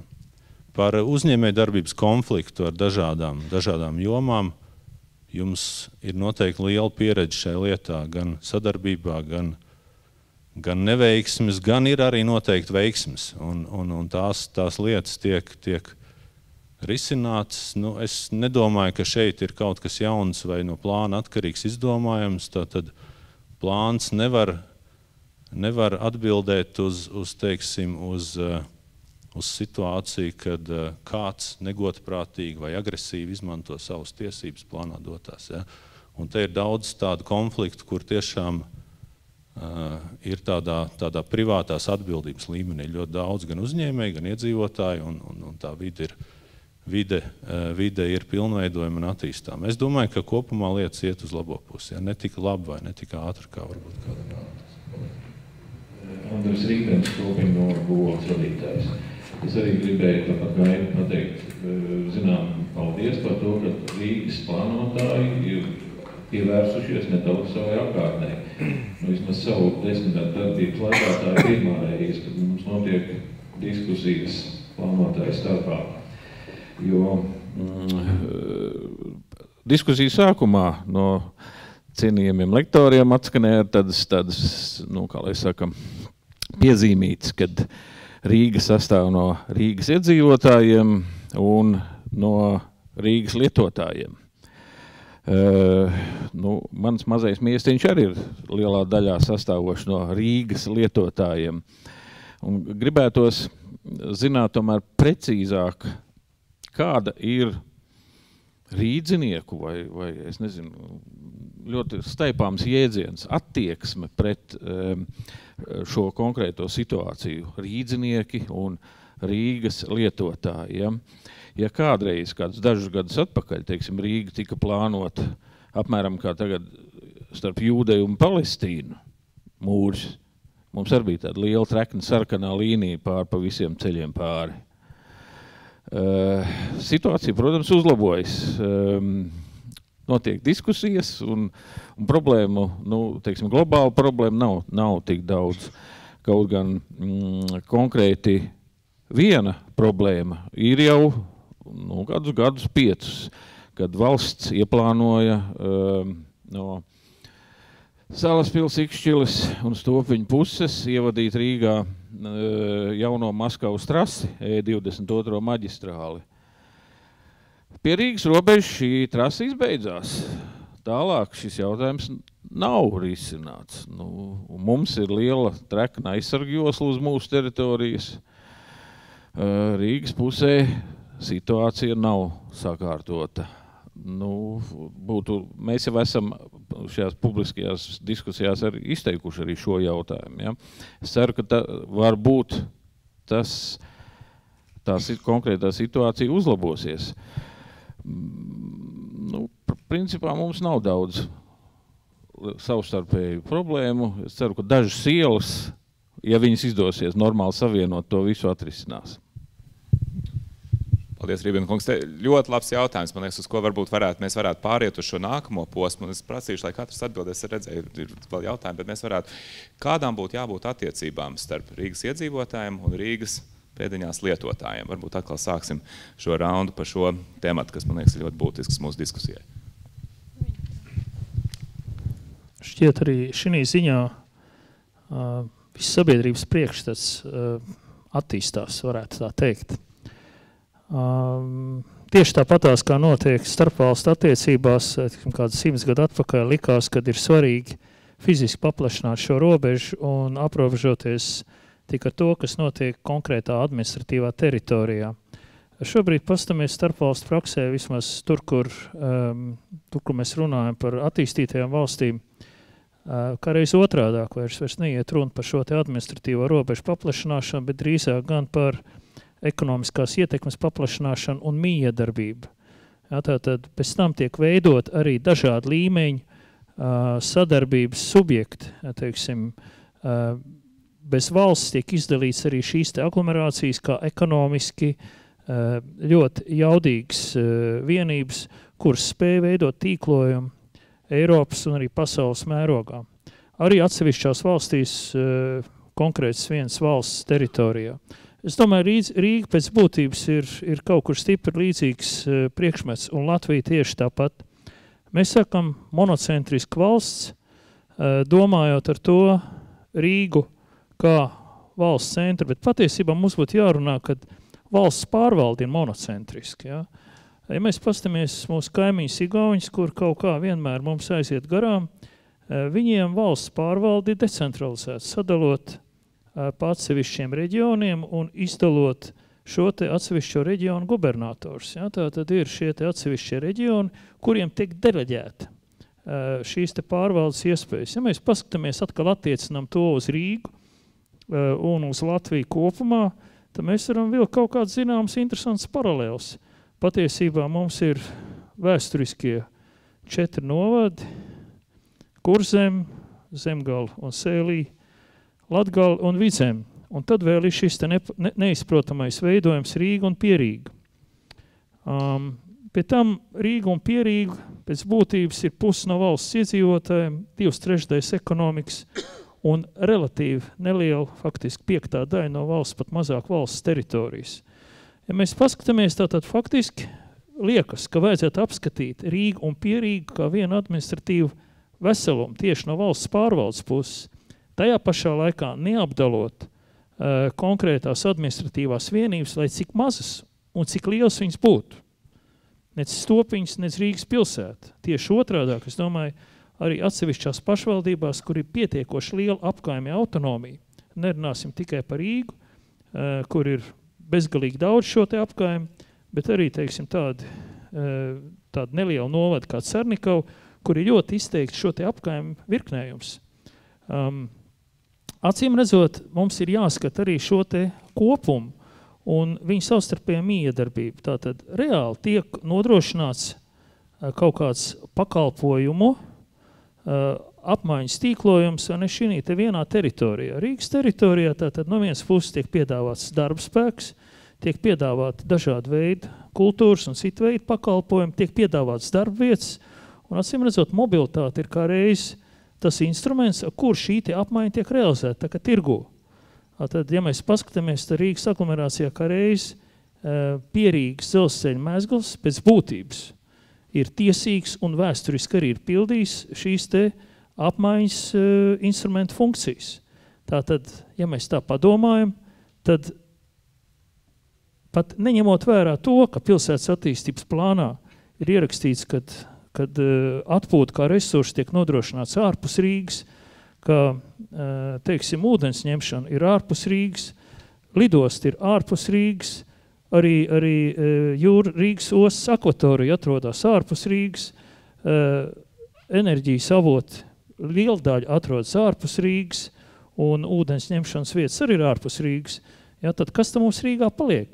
Pēc būtības mums vajadzētu padomāt par šo te no tā racionālā viedokļa. Saglabājot nodokļu iekasēšanas un naudas pārvaldīšanas īpašuma pārvaldes funkcijas, autonomiju savā konkrētā teritorijā, acīm redzot, vajag izskatīt šo te atsevišķo administratīvo vienību kopumu, kā dzīvot spējīgu organismu, kas savukārt ļauj iekļauties tādā plašākā tīklojumā Baltijas, Ziemeļa Eiropas un pasaules mērogā. Jā, ļoti interesants. Paldies, Sergej, doma gājiens. Un faktiski ir jāskatās, ka tā galvenā lieta par tiem lietotājiem un rīdziniekiem ir tāda, kad veicam tagad arī aglomerācijas robežas precizējumu. Rīgas aglomerācijā dzīvo 1 116 000 iedzīvotāji. Ja? Tie ir Rīgas lietotāji. Deklarējušies šeit ir 650 000. Tātad pilsētu lieto pār pa miljonus iedzīvotāji, bet par to maksā 650 000. Un skaidrs, ja notiek suburbanizācija vēl jo vairāk attīstās, mums arvien grūtāk un grūtāk tikt ar to galā, tikt ar šiem piesaistīt resursus šīs infrastruktūras uzturēšanai. Iela Rīgā, viņa 12 reizes ātrāk nolietojos nekā līdzīga iela kaut kur aglomerācijā. Tas viss maksā naudu. Un es piekrītu Sergejam par to, ka ļoti daudzi objekti atrodas aiz Rīgas robežas. Mēs runājam par Getliņiem, par lidostu, un, protams, kad arī, ja mēs skatāmies uz iedzīvotājiem aglomerācijai, viņi ir resursi mūsu uzņēmējiem. Tad tas nozīmē, ka Rīgā, ja mēs runājam nevis par mājokli, bet par uzņēmēju darbību, mēs plānojam daudz plašākai teritorijai. Tātad uzņēmums ir daudz vairāk šiem te iedzīvotājiem. Kāda ir šī sadarbība un kāda varētu būt sadarbība?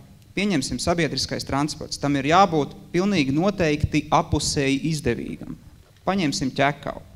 Pagarinam 10. tramvaju līniju, ātrgaitas līniju un ievelkam iekšā Ķekavā. Sākumā varbūt Katlakalna teritorijā, kas funkcionāli faktiski ir Rīga, juridiski ne. Un tad varbūt nākotnē aizvelkam vēl tālāk uz Ķekavas centru. Protams, tur ir vajadzīgs atbalsts valsts un arī Ķekavas atbalsts, un Ķekava ir gatava to darīt. Bet, lai mums būtu interesanti šāda te līnija, tad pilnīgi noteikti galapunktos viņai būtu jāprīko ar milzīgu stāvparku. Tad Ķekavas novada iedzīvotāji un arī visi tie, kas brauc no Bauskas, Iecavas, viņi nebrauc Rīgā iekšā, viņi noliek pie šī tramvaja mašīnu un brauc iekšā. Ar Mārupi arī. Mārupē ļoti daudz iedzīvotāji, ja nemaldos, kad 16 000, daudz strādā Rīgā un brauc pa mūsu mazajām apkaimes, Bieriņu apkaimes ieliņām Rīgā iekšā un rodās visādas problēmas. Bet ja mēs atrisinām šo te tramvaju savienojumu ar lidostu, pirmkārtām mēs sasniedzam lidostu, kas mums ļoti būtiski. Mārupieši savukārt var uztaisīt stāvparku Mārupes teritorijā, jo lidosta iet caur Mārupi. Un tad mums apusēji izdevīgi arī Mārupes novada iedzīvotāji aizbrauc, noliek transportu un brauc iekšā ar atgaitas labu savienojumu uz Rīgu. Bet tas nenozīmē, ka Rīga atbalstīs pilnīgi visus šos te savienojas uz jebkuru atlūzu ciematu, tad jau mēs atbalstīsim to rīdznieku. Ej prom no Rīgas. Tu jebkurā gadījumā ļoti labi sasniegs savu darba vietu. Kur tad ir tās priekšrocības? Ja tu pašlaik esi Rīgā, tad priekšrocības varbūt tu dzīvo vēl humanizējumā mikrorajonā, kas varbūt pēc gadiem būs skaists, bet pašlaik tur ir problēmas, bet tev vismaz ir ļoti laba transporta sistēma. Ja? Vai paņemsim šādu te teritoriju kā Suži? Nevis to daļu, kas ir Rīgas teritorijā, bet pāri Jaunciemam. Ja, jūs zinat varbūt šo atlūzas ciematu, kas atrodas Garkalnas novadā. Viņam nav nekāda izeja uz novadu. Viņš pilnībā savienots tikai ar mūsu Jaunciemu gatvi. Visi notekūģeni nāk iekšā tātad Ķīšezerā. Un ko mums tagad darīt ar to apkaimi? Tad varbūt tur ir kaut kādi sadarbības līgumi, tā kā ir Frankfurtē. Frankfurta kopā ar aglomerācijas novadu pašvaldībām slēdz sadarbības līgums. Un viņi tātad līdzfinansē caur šiem sadarbības līgumiem dažādas lietas. Vai varbūt tā ir apusējā sadarbība. Pieņemsim Jaunciemu kapi, pārsvarā atrodas Garkalnas novadā. Un tad tur varbūt ir kaut kāda apusējā sadarbība. Paldies. Es domāju, ka tā Pierīgas pašvaldība nozīme ir milzīga Rīgas attīstībā. Jo plānojams jau nav tikai krāsainā karta, ko te kāds grib redzēt pie sienas karināmies. Tas ir tikai viens no instrumentiem, bet tam ne jau tas pats galvenākais. Es domāju, aizvien aktīvākās instruments pilsētas attīstībā kļūst nodokļu politika. Un ko mēs redzam Jūrmā? Jūrmā tagad dod krietnes atlaides īpašumu īpašniekiem. Un te jau Ruskuls minēja to disproporcijas starp tiem, kas fiziski dzīvo un tiek deklarējušies. Tas nozīmē, ja ir tāda nodokļu politika, kas veicina cilvēku, lai viņš savu īpašumu deklarē, tad viņš arī to deklarēs, tad viņš samaksā nodokļus. Un te bija ļoti komentārs par to piebilda un pareiza. Manuprāt, tad mums ir rīdzinieki, tie, kas strādā Rīgā un dzīvo ārpusē, un trešie ir tie, kuriem pieder Rīgā liela īpašuma. Nezinu, viņi dzīvo, teiksim, Bahamsalās vai Rubļovkā, tam nav nozīme, bet viņi ir tie, kas dod darbu. Viņiem pieder naftas termināli, gāzes termināli, viņi ir viena no tiem lielākiem spēlētājiem pilsētas ekonomikā, un ar viņiem ir jārēķinās. Un šeit ir tas jautājums, par ko te kolēģi visu laiku runā, te bija jauks piemērs no Mārupas, ka valsts ir jāiesaistās, teiksim, tas dienvidu tilceptā kārtas tās lakmus papīrs, kādā veidā notiek sadarbības ar valstu un pilsētu. Un pilnīgi pareizi, ja tās sadarbības nav, ja valsts neieliek līdzekļus, tad pilsēta atbilstoši likumam savās robežās uzbūvēt tik, cik viņa drīkst būvēt. Ja valsts nav teikusi, ka pa valsts naudu jābūvē kaut kas tālāk un pareizāk. Un līdz ar to valsts iesaisti ir ļoti būtiski. Un ir mums tagad jauns nacionālromantisks lozungs, ja, atdot Rīgu Latvijai. Varbūt, bet tas ir saruna objekts, tas ir kompromiss uz šitiem minētiem piemēriem, ja, kad ir politiķiem jāsanāk kopā, tāpat kā plānot, tad tagad sanāk kopā, ja arī politiķiem jāsanāk kopā, un ja viņi var vienoties, tad ideāli gadījumā tiešām tramvajs brauc uz Māru vai uz Ķekavu. Man jāsaka tā, kad nevajadzētu no viena grāvja otrā iebraukt, jo attīstot šo saiknes starp rajonu, ko jau teica Ruskulkungs, lūdzu brauciet uz Ķekavu, Mārupi, Babīti, Garkalni.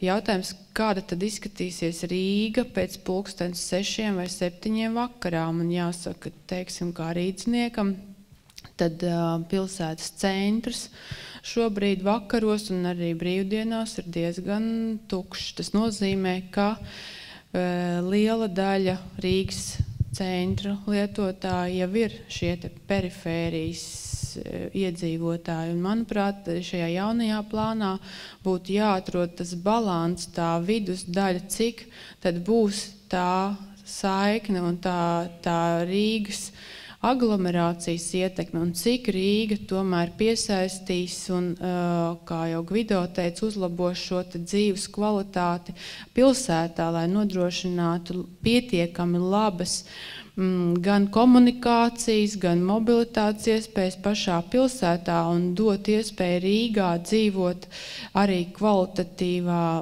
pietiekami kvalitatīvā vidē un apkaimēs.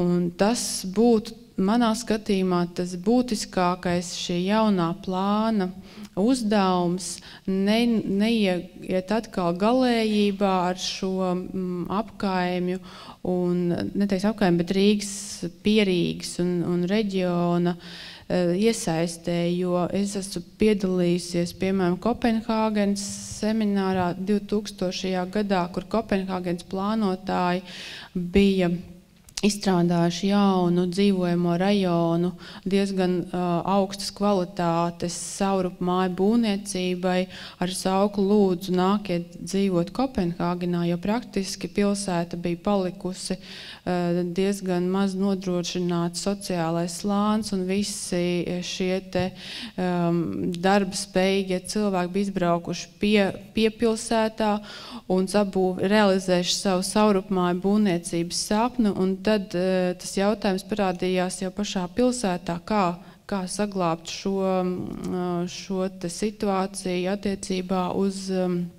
iedzīvotāju un dzīvojamās vidas kvalitāti. Tas tā īsumā. Paldies. Brīnišķīgs kungs. Jā, droši vien, ka tā galvenā atšķirība tāda starp rīdziniekiem un tiem, kuri ir pie Rīgas pašvaldība iedzīvotāji, ir tā, ka rīdzinieki ir rīdzinieki, ja, un pārējie nevar sev saukt par rīdziniekiem. Es domāju, tas ir zīmols, kā mēs zinām, Rīga ir atpazīstams zīmols ļoti plaši, gan pasaulē, gan nacionāli. Ja runājam par iespējām, skaidrs, ka citu valstu un pilsētu, ja tā var teikt, pieredze līdzšinējā, kurai mēs tomēr sekojam ar zināmu tādu nokavēšanos, rāda, ka pilsētas, tā kā jeb tie centri industriālie un dzīvojamie uzvar un iztur tai cīņā par vietu saglabāšanos un vietu pastāvēšanu. Joprojām uzskatu un domāju, ka Rīgai šādas iespējas ir unikālas, un, protams, ka tās iespējas, kuras piedāvā Rīgas pilsēta, centrālā daļa un tāda, ja tā var teikt, ne centra, bet tomēr Rīgas pilsētas daļas ir daudzās jomās, ir īpaši šodienas sociālā situācijā, ir daudz pievilcīgāks, un nekas neliecina par to, ka šīs kvalitātes vai vērtības, kuras Rīgā ir pieejamas, varētu zaudēt savu kvalitāti pilsētnieku un citu iedzīvotāju vērtību skalā, kas man liek domāt, ka tomēr šajā, ja tā var teikt, konkurencē, kāda reāli pastāv starp dažādām pašvaldībām, un Rīga ir viena no pašvaldībām šādā ziņā, Rīgas pilsētai un Rīgas pilsētniekiem ir zināmas handikaps, ja tā var teikt. Ja runājam par sadarbību, tad kolēģi jau pieminēja un klātsošie atzīmēja to, ka šī sadarbība ir, un, manuprāt, viņa ar piepilsētu, ar apkārtējo pašvaldību speciālistiem dažādās jomās, viņi ir un notiek, un droši vien, ka viņi vajadzētu uzlabot dažādos virzienos un padarīt tiem saviem nodokļu, teiksim, darba devējiem, nodokļu maksātājiem šo dzīvi, pēc iespējas kvalitatīvāk. Ja. Tas ir šodienas uzdevums, pie kā mēs nevaram spriest par nākotni, jo tādā diskusijā par nākotni te bija repliks par šodienas situāciju. Mēs redzam, ka par nākotni ir labi spriest, ja, bet ir daudz aktuāls lietas šodien. Tā kā, domājot par plānu, mums īstenībā ir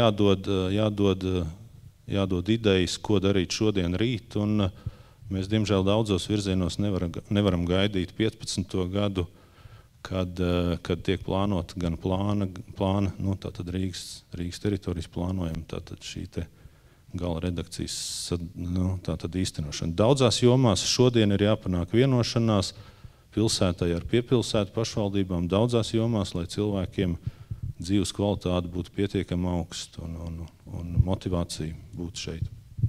Paldies. Niedols kundze. Es domāju, ka sadarbība ne tikai nepieciešamība, bet mēs varam kaut kā plašāk izskatīt to jautājumu. Pēc būtības tas vietējais pašvaldības, tas ir lielas Rīgas teritorijas. Un, piemēram, pēc Māropas spriežot, tur 80% no iedzīvotāju saistīti ar Rīgu darba dēļ.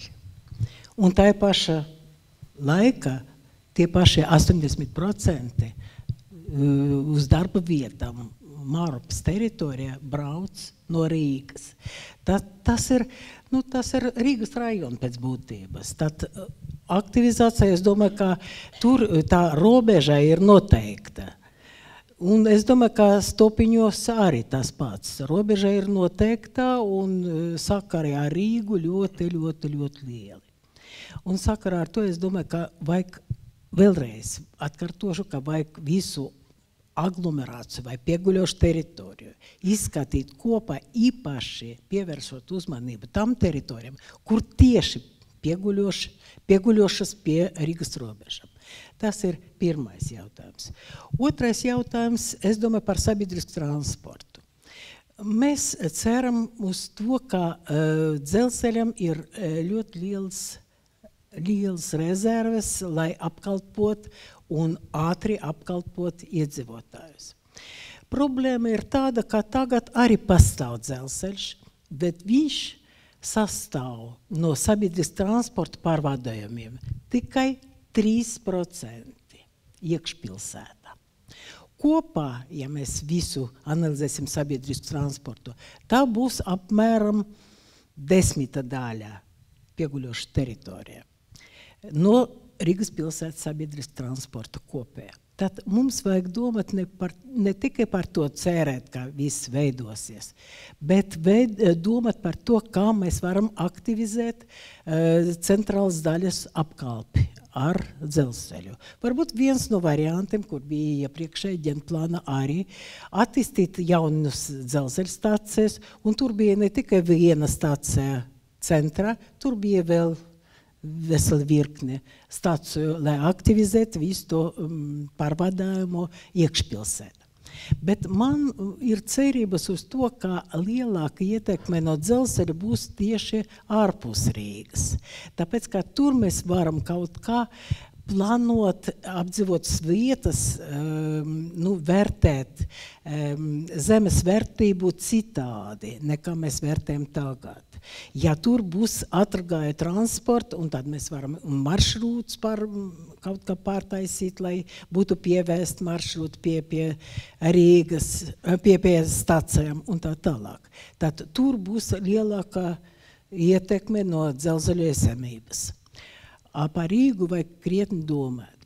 Par to sabiedrisku transporta organizāciju centrā, protams, vajag samazināt plūsmas, automobīļu plūsmas, vieglas transporta. Bija pēc kādiem apsekošanām, pēc vērtējumiem bija, ka vajag samazināt gandrīz uz 40% piesārņojums no 40, jā? Nu tad, ja mēs domāsim tā, mēs domāsim par zaļumu pilsētu un mēs domāsim par to ilgspējīgu pilsētu un stabilu transporta infrastruktūru, tad mums, protams, vajag par centru domāt par sabiedrisku transportu. Un vēl es gribu pievērst jūsu uzmanību vēl ne tikai sabiedriskam transportam, vēl velo. Un velo mums ir potenciāls. Un īpaši tajā griezumā, kā tagad ļoti plaši, ļoti plaši, bet gribas izplatīt elektrovelo. Tas ir atvieglos visu to pedāļas lietošanu. Un es domāju, ka varbūt attālums, pārvietošanas attālums arī var pielietot elektro, būs labāk. Bet sabiedriski transports, protams, centra obligāti, un sabiedriskais transports var strādāt veiksmīgi tikai kopā ar park and ride sistēmu, protams, un labiem pieveceļiem pie tās stāvparkiem. Jā. Paldies, nedaudz, kundze. Tā, mums jau laiks tā kā iet uz beigām, bet ir vēl laiks dažiem jautājumiem. Man liekas, mums ļoti interesanta diskusija izveidojas. Man bija jautājums tur, es redzu 2, 4, 5, 6. Labi, Pēter, to tad mēs... Labi, tā, es pēc kārtas. Lūdzu, jūs jau gaidījāt pirms šīs garā diskursa. Arhitekte Klita Jāsberga. Te, kā noklausoties visu to rindu, ja, gribēju griezties pie transporta, jo tomēr tas ir vissmagākais jautājums. Tad Prinča kungs atkal par mikrorajoniem. Es varbūt palikšu tagad pagaidām pie tā mikrorajona. Par to, ka viņš uzsvēra to, kad ir iedzīvotājiem jāiesaistās, lai savest to situāciju kārtībā. Bet, ja mēs tagad atceramies Brīvības iela 360, 362, Nu, tas skandāls izvērsās pietiekoši plaši saziņas līdzekļos. Un, nu, man grūti tagad pateikt, cik tur gadi pagājuši, jā, bet stingri. Bet apciemojot tagad to rajonu, laiku pa laikām, nekas tai pagalmā, neviens iedzīvotājs mums tur pirkstu nav dūris klāt. Un es nedomāju, ka tas ir vienīgais. Tāpat tas par Pļauniekiem arī bija, tur Minskas rajonā bija arī tāda situācija. Tā kā nu, manā skatījumā tā ir naudas lieta. Un ja iedzīvotājiem liek arī, lai viņi sakāptu savu teritoriju, pielikt naudu klāt, tad viņi uzreiz savādāk runātu. Jo tās ēkas, kas tur atrodās, ir 4-stāvīgas. Un attālumi no vienas ēkas līdz otrai, nu tur teiksim, pat būlāji, tur pilnīgi pieļauj arī kaut ko darīt iekšpagalmā. Bet attiecībā par transportu, nu par transportu ir ļoti jādomā. Nu nevar tā. Tagad uztaisīja vairogu pārvadu. Nu situācija smaga, nu. Kas tur nekrustojās? Es paskatījos arī kartē Krustpils ielas pusi, kur ir veidots aplis. Nu, kā vienā līmenī var veidot, nu, lai attīstītos transports normāli, respektīvi nav runa par tādu izteiktu attīstību, bet lai viņš normāli funkcionētu, nu, nevar vienā līmenī, nu, nav iespējams. Nē, vienkārši izsaka savu viedokli, lai domātu, jo tā ir cilvēki saistīti ar domi, un tas iet caur domi. Un dalīt līdzekļus, es atvainojos, izbeigsim. Gan Pierīgi, gan arī. Paldies. Es te, tad apkārt. Tā. Jā, paldies par diskusiju, Jānis Andiņš. Man ir vairāk komentārs, nevis jautājums, tāds ierosinošs komentārs. Tātad par Rīgu un Pierīgu. Manuprāt, kad ir tā, ka ir nepieciešams principā saistošs Rīgas un Pierīgas plānojums, jo ir tā, ka tomēr, kā mēs skatāmies, katrai pašvaldībai ir kaut kādas savas intereses. Un manuprāt, ka šobrīd jau notiek tās diskusijas, bet ar tām diskusijām būs nepietiekami. Ir nepieciešams saistošs Rīgas plānojums, lai mēs varētu risināt gan transportu, gan apbūvi. Teiksim, jāskata šī telpa kā kopēja, jo šobrīd jau katra pašvaldība cīnās par savām lietām. Un kamēr nebūs šis kopējais, tikmēr. Tā, un tad otra lieta, nu, par to, ka teritorijas plānošana ir jāskata kopā ar transportu. Ok, šeit izskanēja šie piedāvājumi par tramvaja līnijas pagarināšanu, ja, bet tas arī jāskata arī arhitektiem no tās apbūves veida un blīvuma viedokļa. Apbūve jāvieto tuvāk, kur ir šie, jāveido blīvāk, kur ir šie sabiedriskā transporta koridori. Nu, šobrīd es to pagaidām neredzu. Man ir ļoti konkrēti jautājumi, 2 ātri atbildami, ir Uzkuļkungam vairāk laikam. Mums ir 2 gadi laika, jums ir uzdoti. Kādi ir resursi šai plānošanai? Droši vien, ka ir kāds konkrēts cipars zināms. Otrs ir, neviens nenosauca tādu tēmu kā mobilitātes plāns, kas tika taisīts reģionam. Tur kaut kāds zināms kumos naudas tika iztērēts. Tur bija kaut kāda jēga vai nē? Pirmais jautājums ir, runājot par stratēģiju un programmu, nav nekādi 2 gadi. Mums jau martā ir jābūt projektam, to mēs arī apspriedīsim sabiedrībā. Teritorijas plānojam saistošiem, jā, tas ir līdz 2015. gadam. Nu, resursi pagaidām, nu, pašlaik ir, nu, tik, cik mēs pelnam algās un cik mēs arī varam piesaistīt resursus ir, jā. Pa mobilitāti. Nu, Rīgas un Pierīgas mobilitātes plāns, tas nebija dzelzceļa pasūtījums, tas, cik man ir informācija, ir satiksmes ministrijas pasūtījums, un šis plāns tika izstrādāts ar nozīmi turpmākajā plānošanas periodā, protams, viņu ņemt vērā. Cik tas tiks ņemts šobrīd Rīgai, man grūti teikt, bet process ir iesācies tikai.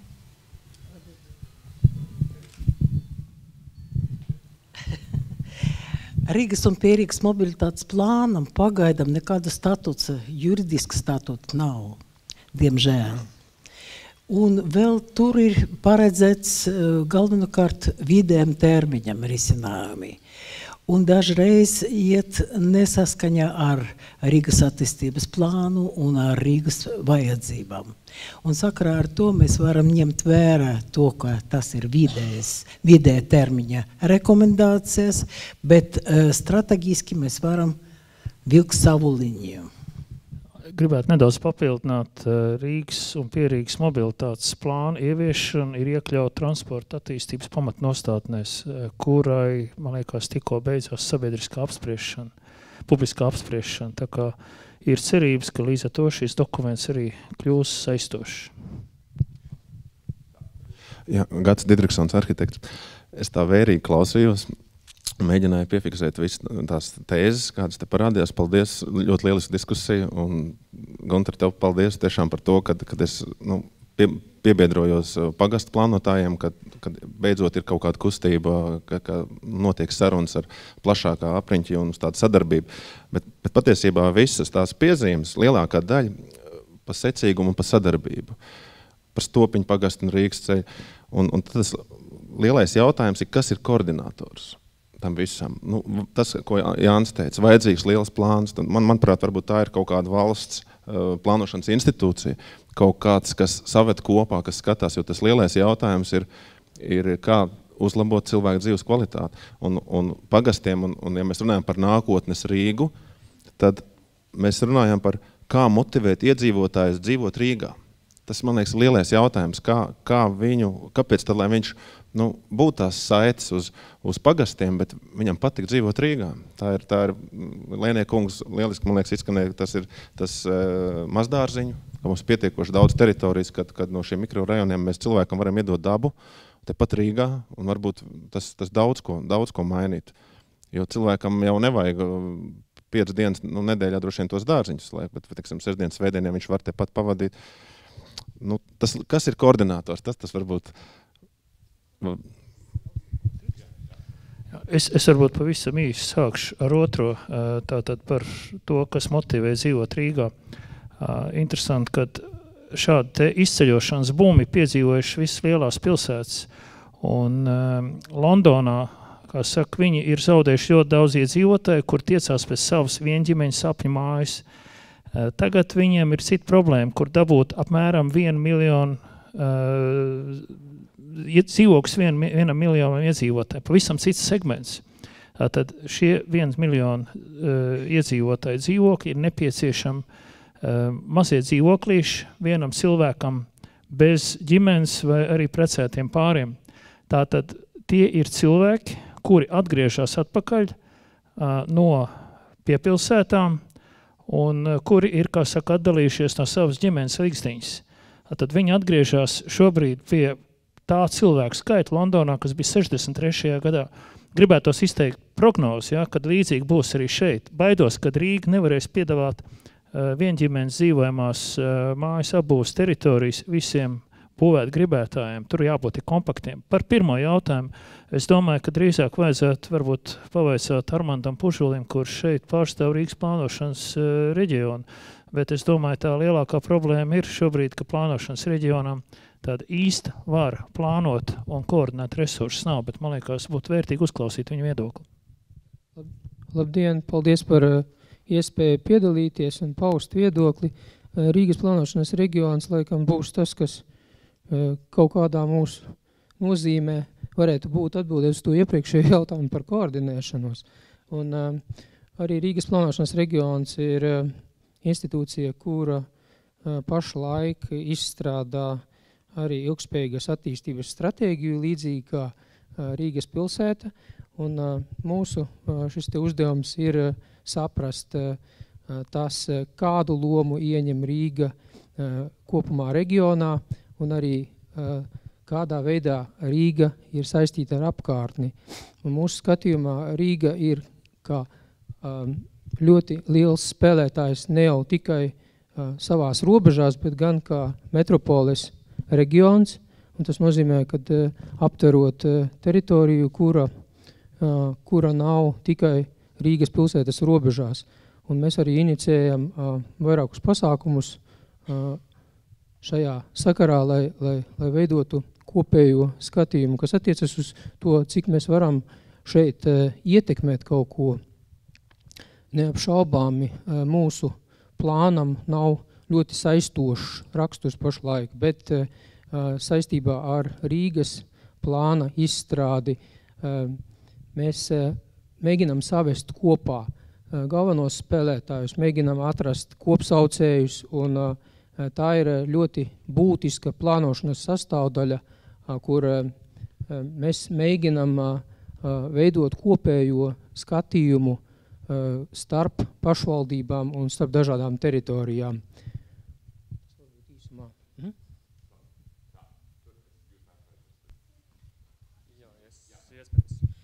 Sveicināti, Timurs Tomsons, Alberta koledža un arī Radošo kvartālu un teritoriju asociācija. Nezinu, tas ir apkārt daudz jauniešu, kuri sāka, man liekas, klanīties no tāda noguruma vai likās nedaudz garlaicīga apspriešana, jo runājot par nākotni, nevarēja saprast, kā tad Rīga sevi pozicionē, jo šobrīd tiek runāts ļoti daudz par mobilitāti, bet vai tā ir zaļākā vai radošākā vai kas mēs esam. Bet gribētu uzlikt tādu jautājumu un 3 komentāri no manas puses par to, vai cik lielā mērā ir piesaistīti Rīgas plānošanai cilvēki no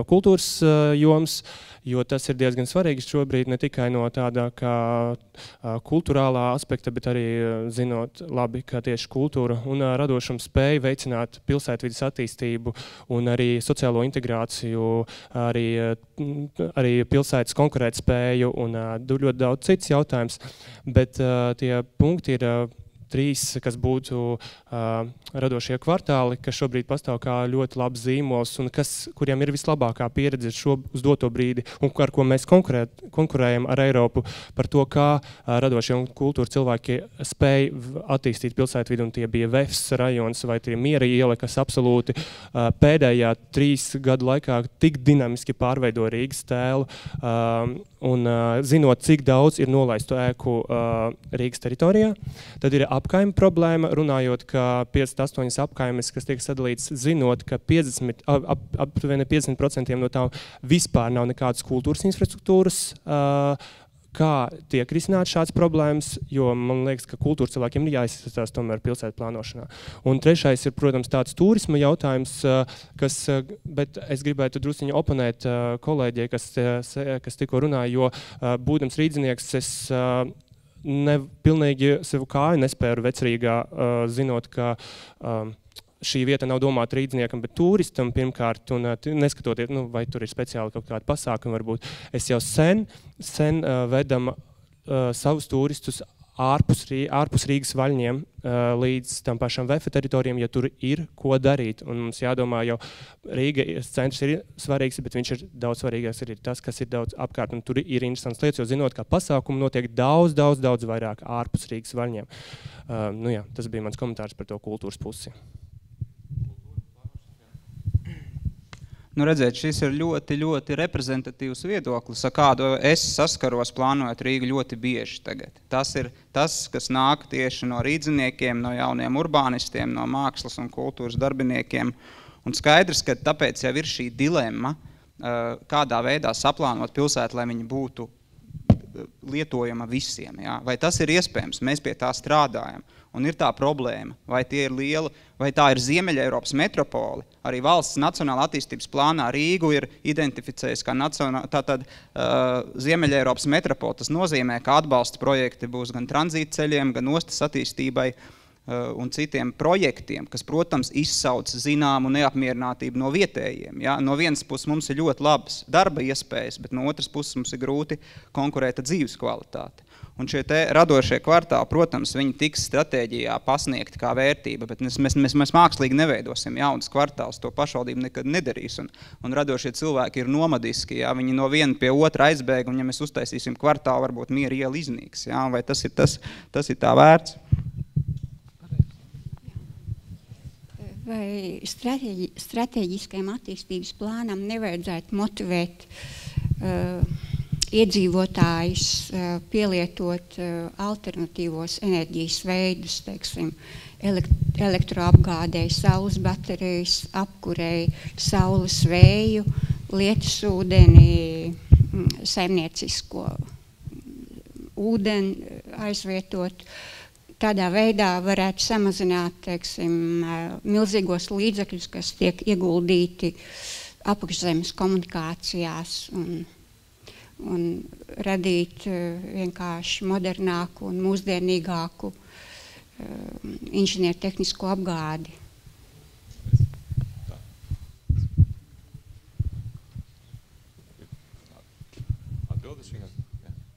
Es varbūt repliku iepriekš, un tad es atdošu. Par to iepriekšējo, par tiem dinamiskajiem kultūras un radošuma dažādiem procesiem, kur notiek pilsētā.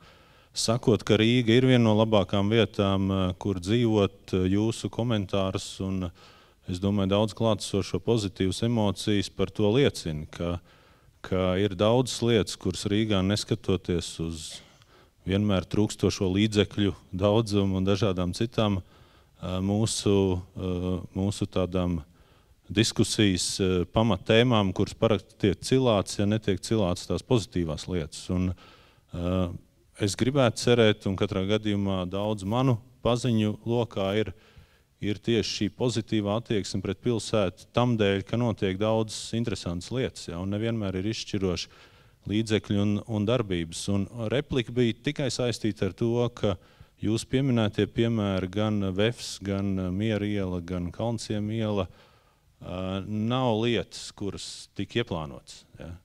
Nevienā no esošiem vai iepriekšējiem plāniem tādas nav bijušas. Ja. Un tas arī, ko sacīja Ruskula kungs, ir, ka tādas lietas nevar ieplānot. Plāns ir pa neefektīvu instrumentu. Ja. Tas, ko pilsēta var darīt, ir darījusi un darīs, ir faktiski nodrošināt, jeb to plānu padarīt tādu, lai šādām lietām ir iespēja, ir vieta, jebkurā, es teiktu ne jebkurā, bet nav ierobežojumi tādi. Ja mēs zinām, kas ir vajadzīgs šīm vietām, mēs zinām, kādas ir idejas, kādi ir cilvēki, kādas ir šīs tādas, ja tā var teikt, taktiskās vajadzības, un pilsētas uzdevums šo piemēru gadījumā noteikti ir viņiem netraucēt, ja tā var teikt, lielā mērā ar nesaprotamiem regulējumiem vai regulām. Ja. Tātad, te ir tie pozitīvie un citviet arī, teiksim, netik pozitīvie piemēri, bet paldies, manuprāt, par šo pozitīvo piemēru visai šī diskusijā. Paldies. Sev laiks ir tā drusku pāri, es redzēju, man vēl 1, 2, 3 jautājumi. Ja drīkst es par tiem tīkliem, es domāju, ka nav noslēpums, ka vienīgais, kas mums ļauj rīkoties taupīgi ar enerģiju un resursiem, tā ir šo resursu cena. Ja, 20 gadu atpakaļ netaupījām, tagad taupām, un tikai tāpēc, ka tas paliek dārgāk. Un tieši tāpēc, man liekas, tas, par ko būtu jādomā pašvaldībām valstī, realizējot unikālos objektus, izmantot šos objektus kā pilotu projekts, šo jauno enerģijas veidu izmantošanai praksē, un arī tas stimulē zinātnisko darbību. Bet tas, kas ir pilsētas mērogā, man liekas, par ko mums vajadzētu domāt, diemžēl mūsu ielu profili ir ļoti arhaiski, un viņi ir, varētu teikt, tiek risināti vēl 100 gadu vecā līmenī. Faktiski viss ielu telpa pazemē ir vienmērīgi piemēslot ar šiem te tīkliem, kas neļauj tur neko praktiski realizēt. Mēs nevaram sastādīt kociņus tik tāpēc, ka tur ir pilns ar visādi veidu kabeļiem, un tas ir vienmērīgi izkaisīts. Un es domāju, ka tas, kas būtu jāizdara, acīm redzot Rīgas pilsētai, un dienestiem kopumā būtu jāpieņem jauni regulējumi un normatīvi, mūsdienīgi, laikmetīgi, kas dot iespējas veidot šos komunikāciju koridors, apvienojot saderīgas komunikāciju veids un atbrīvojot šo telpu pazemē tātad stādījumiem un padarot arī līdz ar to Rīgu zaļāku un jaukāku. Sandra Trēja, Arhitektūras pilsētu plānošanas fakultāte. Viens komentārs un viens konkrēts jautājums. Par Rīgu un Pierīgu par šo tēmu. Te jau vairāk kārt izskanēja, protams, ka tā ir sadarbība, bet ļoti, ļoti nozīmīga šai sadarbībā komponenti bez šaubām ir konkurence. Un šeit konkurences cīņā piedalās gan finansiālie faktori, kā profesors Lēnieks stāstīja, bet bez šaubām, ka dzīves kvalitāte ir viens ļoti, ļoti nozīmīgs aspekts šeit. Un ja mēs skatāmies, ar ko Rīga ar savu dzīvojamo vidi un esošo šo te urbānām teritorijām, kā viņi var konkurēt ar daudziem brīnišķīgiem Pierīgas pagastiem, tad mēs tur noteikti daudz kur zaudējam.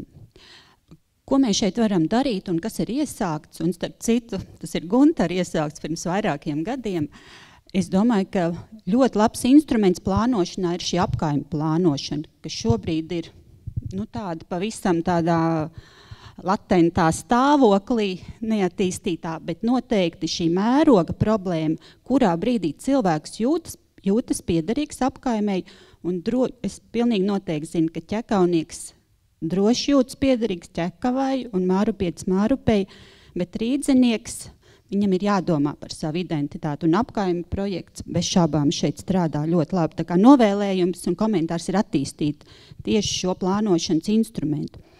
Bet jautājums konkrēts ir, vai jau šajā izstrādes posmā, kad jau daļa no darba ir paveikta, vai ir izstrādājušies, iezīmējušies, vai tiek meklēti tādi konkrēti vai precīzāki paņēmieni vai instrumenti, kā strādāt ar esošo teritoriju attīstību.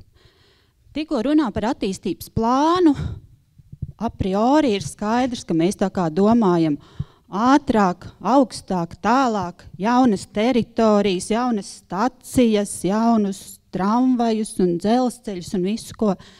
Bet acīm redzam, mēs dzīvojam ļoti, ļoti šobrīd tādā taupības režīmā un dzīvosim vēl ilgi. Tas attiec gan uz iedzīvotāju skaitu potenciālu, gan finanses resursiem. Un šeit jau no ekspertiem vairāk kārt izskanēja, ka šīs esošās teritorijas faktiski, vai lietot tik nodrāst, varbūt salīdzinājumi ir mūsu Nokijas, vai tā ir mūsu iespēja, kā celt šo kvalitāti. Jautājums, vai šajā te attīstības plāna vīzijā vai izstrādes posmā ir jau iezīmējušies kaut kādi konkrēti virzieni, paņēmieni, vīzijas esošo urbāno teritoriju attīstībai. Un nav runa tikai par mikrorajoniem, tieši tāpat ir vēsturiskais centrs. Noteikti mēs redzam, ka tā dzīves kvalitāte tā kā neiet uz augšu un daudzām citām esošām pilsētas teritorijām. Paldies, Sandrai, par labiem vārdiem, bet pēdējais teikums izsita man atbildes iespējas, jo es gribēju uz padomu laika apkaimēm koncentrēties, jo arī pie pilsētas arhitekta mums bija ļoti laba sanāksme, kur mēs runājam, kādā veidā tad motivēt iedzīvotājus savu mājokli renovēt, un tad nonācām pie idejas par ESCO, energoserviska kompānijām, kad arī Rīgas nama pārvaldnieks un Rīgas pilsētbūvnieks varētu uzņemt tos riskus, tos kredītus un caur kaut kādiem apsaimniekošanas izmaksām mēģināt energoefektīvi uztaisīt šīs apkaimes, bet tas nozīmētu arī humanizēt visu šo apkaimi. Pa citiem instrumentiem man te arī zālē sēž Jānis Ušķis, students, kas pie maniem bija praksē, viņam bija ļoti laba doma par šīm teritorijām, degradētajām, kas ir pamestas rūpnīcas un citas, bet kur pašlaik nekas nenotiek, varbūt mēs varam kaut kādā veidā plānojumā ielikt pagaidu lietošanu un ielaist pagaidu rezidentus. Līdzīgi kā notiek Andrejas salā. Ja? Un kad attīstītājs atjēdzās un sāk kaut ko darīt, tad varbūt skaidrs, ka varbūt tie radošie rezidenti iet prom, bet viņi vismaz tā atmosfēra paliek, ja? Un kaut kādā veidā tiešām tas kvartāls attīstās. Par konkrētākiem instrumentiem mēs vēl laužam šķēpus un iespējams, ka būs kaut kādas detalizācijas, bet tā ir tā galvenā problēma, ka mēs nevaram investēt privātajos īpašumos un pieņemsim Eiropa ļoti mīl degradēto teritoriju revitalizācijas un mēs varam revitalizēt nevis tās, kas ir varbūt neglītākās vai atrodas ļoti labās vietās un kas būtu ļoti labas no sabiedrības, bet mēs varam revitalizēt tās, kas ir mūsu īpašumā. Es atvainojos, es pirms vēl, ja var vēl vienu repliku uz šo, pirms jautājumu, šķiet, ka pirmā lieta, ko var un vajag darīt, tas ir tātad, kā jau minēja, Rīgas pilsētas stratēģijā tiešām pietiekami strateģiski nodefinēt šo dzīvojamās vides renovāciju kā prioritāti. Skaidru un saprotam vienkārši gan lēmumu pieņēmējiem, gan profesionāļiem, gan iedzīvotājiem. Tas ir numur 1, to var pārskatāmā laikā izdarīt, kas tā nav bijis līdz šim strateģiskajos dokumentos. Un otrais noteikti, ko var darīt, un tas ir jau tāds taktikas jautājums un sadarbības jautājums, protams, pietiekam augstā līmenī izspriest, kādi un vai un kādi publiskie resursi varētu tikt šajā virzienā virzīt. Un tas ir tas jautājums par resursu pieejamību. Ja publisko līdzekļu, nevietējo, neteiksim, arī Eiropas Savienības šajā virzienā netiks, tad tas ir viens scenārijs, kā šīs vietas var sakārtot un attīstīt. Ja šeit būs pieejami šo jautājumu risināšanai publiskie resursi, gan vietējie, gan Eiropas, tad šī taktika un plāna un citu dokumentu risinājumi var būt savādāk. Tā kā tas būtu mans ieteikums. Man pavisam Ilza Rukšāne, ainavu arhitekta, viens par fizisko ainavu komentārs. Paldies, Gunter, ka pieminēja arī šo pagaidu izmantošanu. Mēs noteikti varam atcerēties, ka arī parks ir kā viena no veidiem, kā pagaidu izmantošanu, un to mēs esam pārliecinājušies arī Eiropā. Bet otrs komentārs ir, varbūt atgriežoties vairākas tēmas atpakaļ, Sergejs minēja, tas ir vairāk par mūsu dzīves ainavu. Sergejs minēja šo tendenci lekt otrā grāvī, veidot mazus dzīvokļus, mazus telpas ģimenēm, vienam cilvēkam. Manuprāt, tas ir viens no lielākajiem draudiem, ar kuru varbūt mēģināsim nekultivēt šo lietu, neleksim otrā grāvī no ārpilsētām un tagad uz maziem, lai mums ir izdzīvošanas jautājums, es domāju arī savā ziņā. Jā, to mēs varam risināt ar plānošanu. Paldies. Pats pēdējais komentārs ļoti īsts, es ceru, jo mēs jau esam pāri laikam. Labdien, es esmu docents Eduards Milošs, pārstāvu Latvijas Mākslinieku savienību un RTU dizaina ergonomikas centru. Jūs ziniet, kā varbūt kā mākslinieks un radošs darbinieks dizainers var pateikt, ka Latvija, konkrēti Rīga, jāvērtē arī kā tāds Eiropas centrs. Savā laikā Mākslinieku savienība dizaina semināros izstrādāja projektu Iedvesmas pilsētu. Liekas, tos projektus vajadzētu atjaunot un skatīties tādā plašākā Rīga kā jūgendpilsēta, Eiropas mēroga, un tad varbūt arī būtu tāda iedvesmas pilsēta arī citām Eiropas metropolēm, kur tik daudz jūgenda un koka arhitektūras nav. Liels paldies. Ar to mēs arī nobeigsim, manuprāt, šo ļoti plašo, interesanto diskusiju.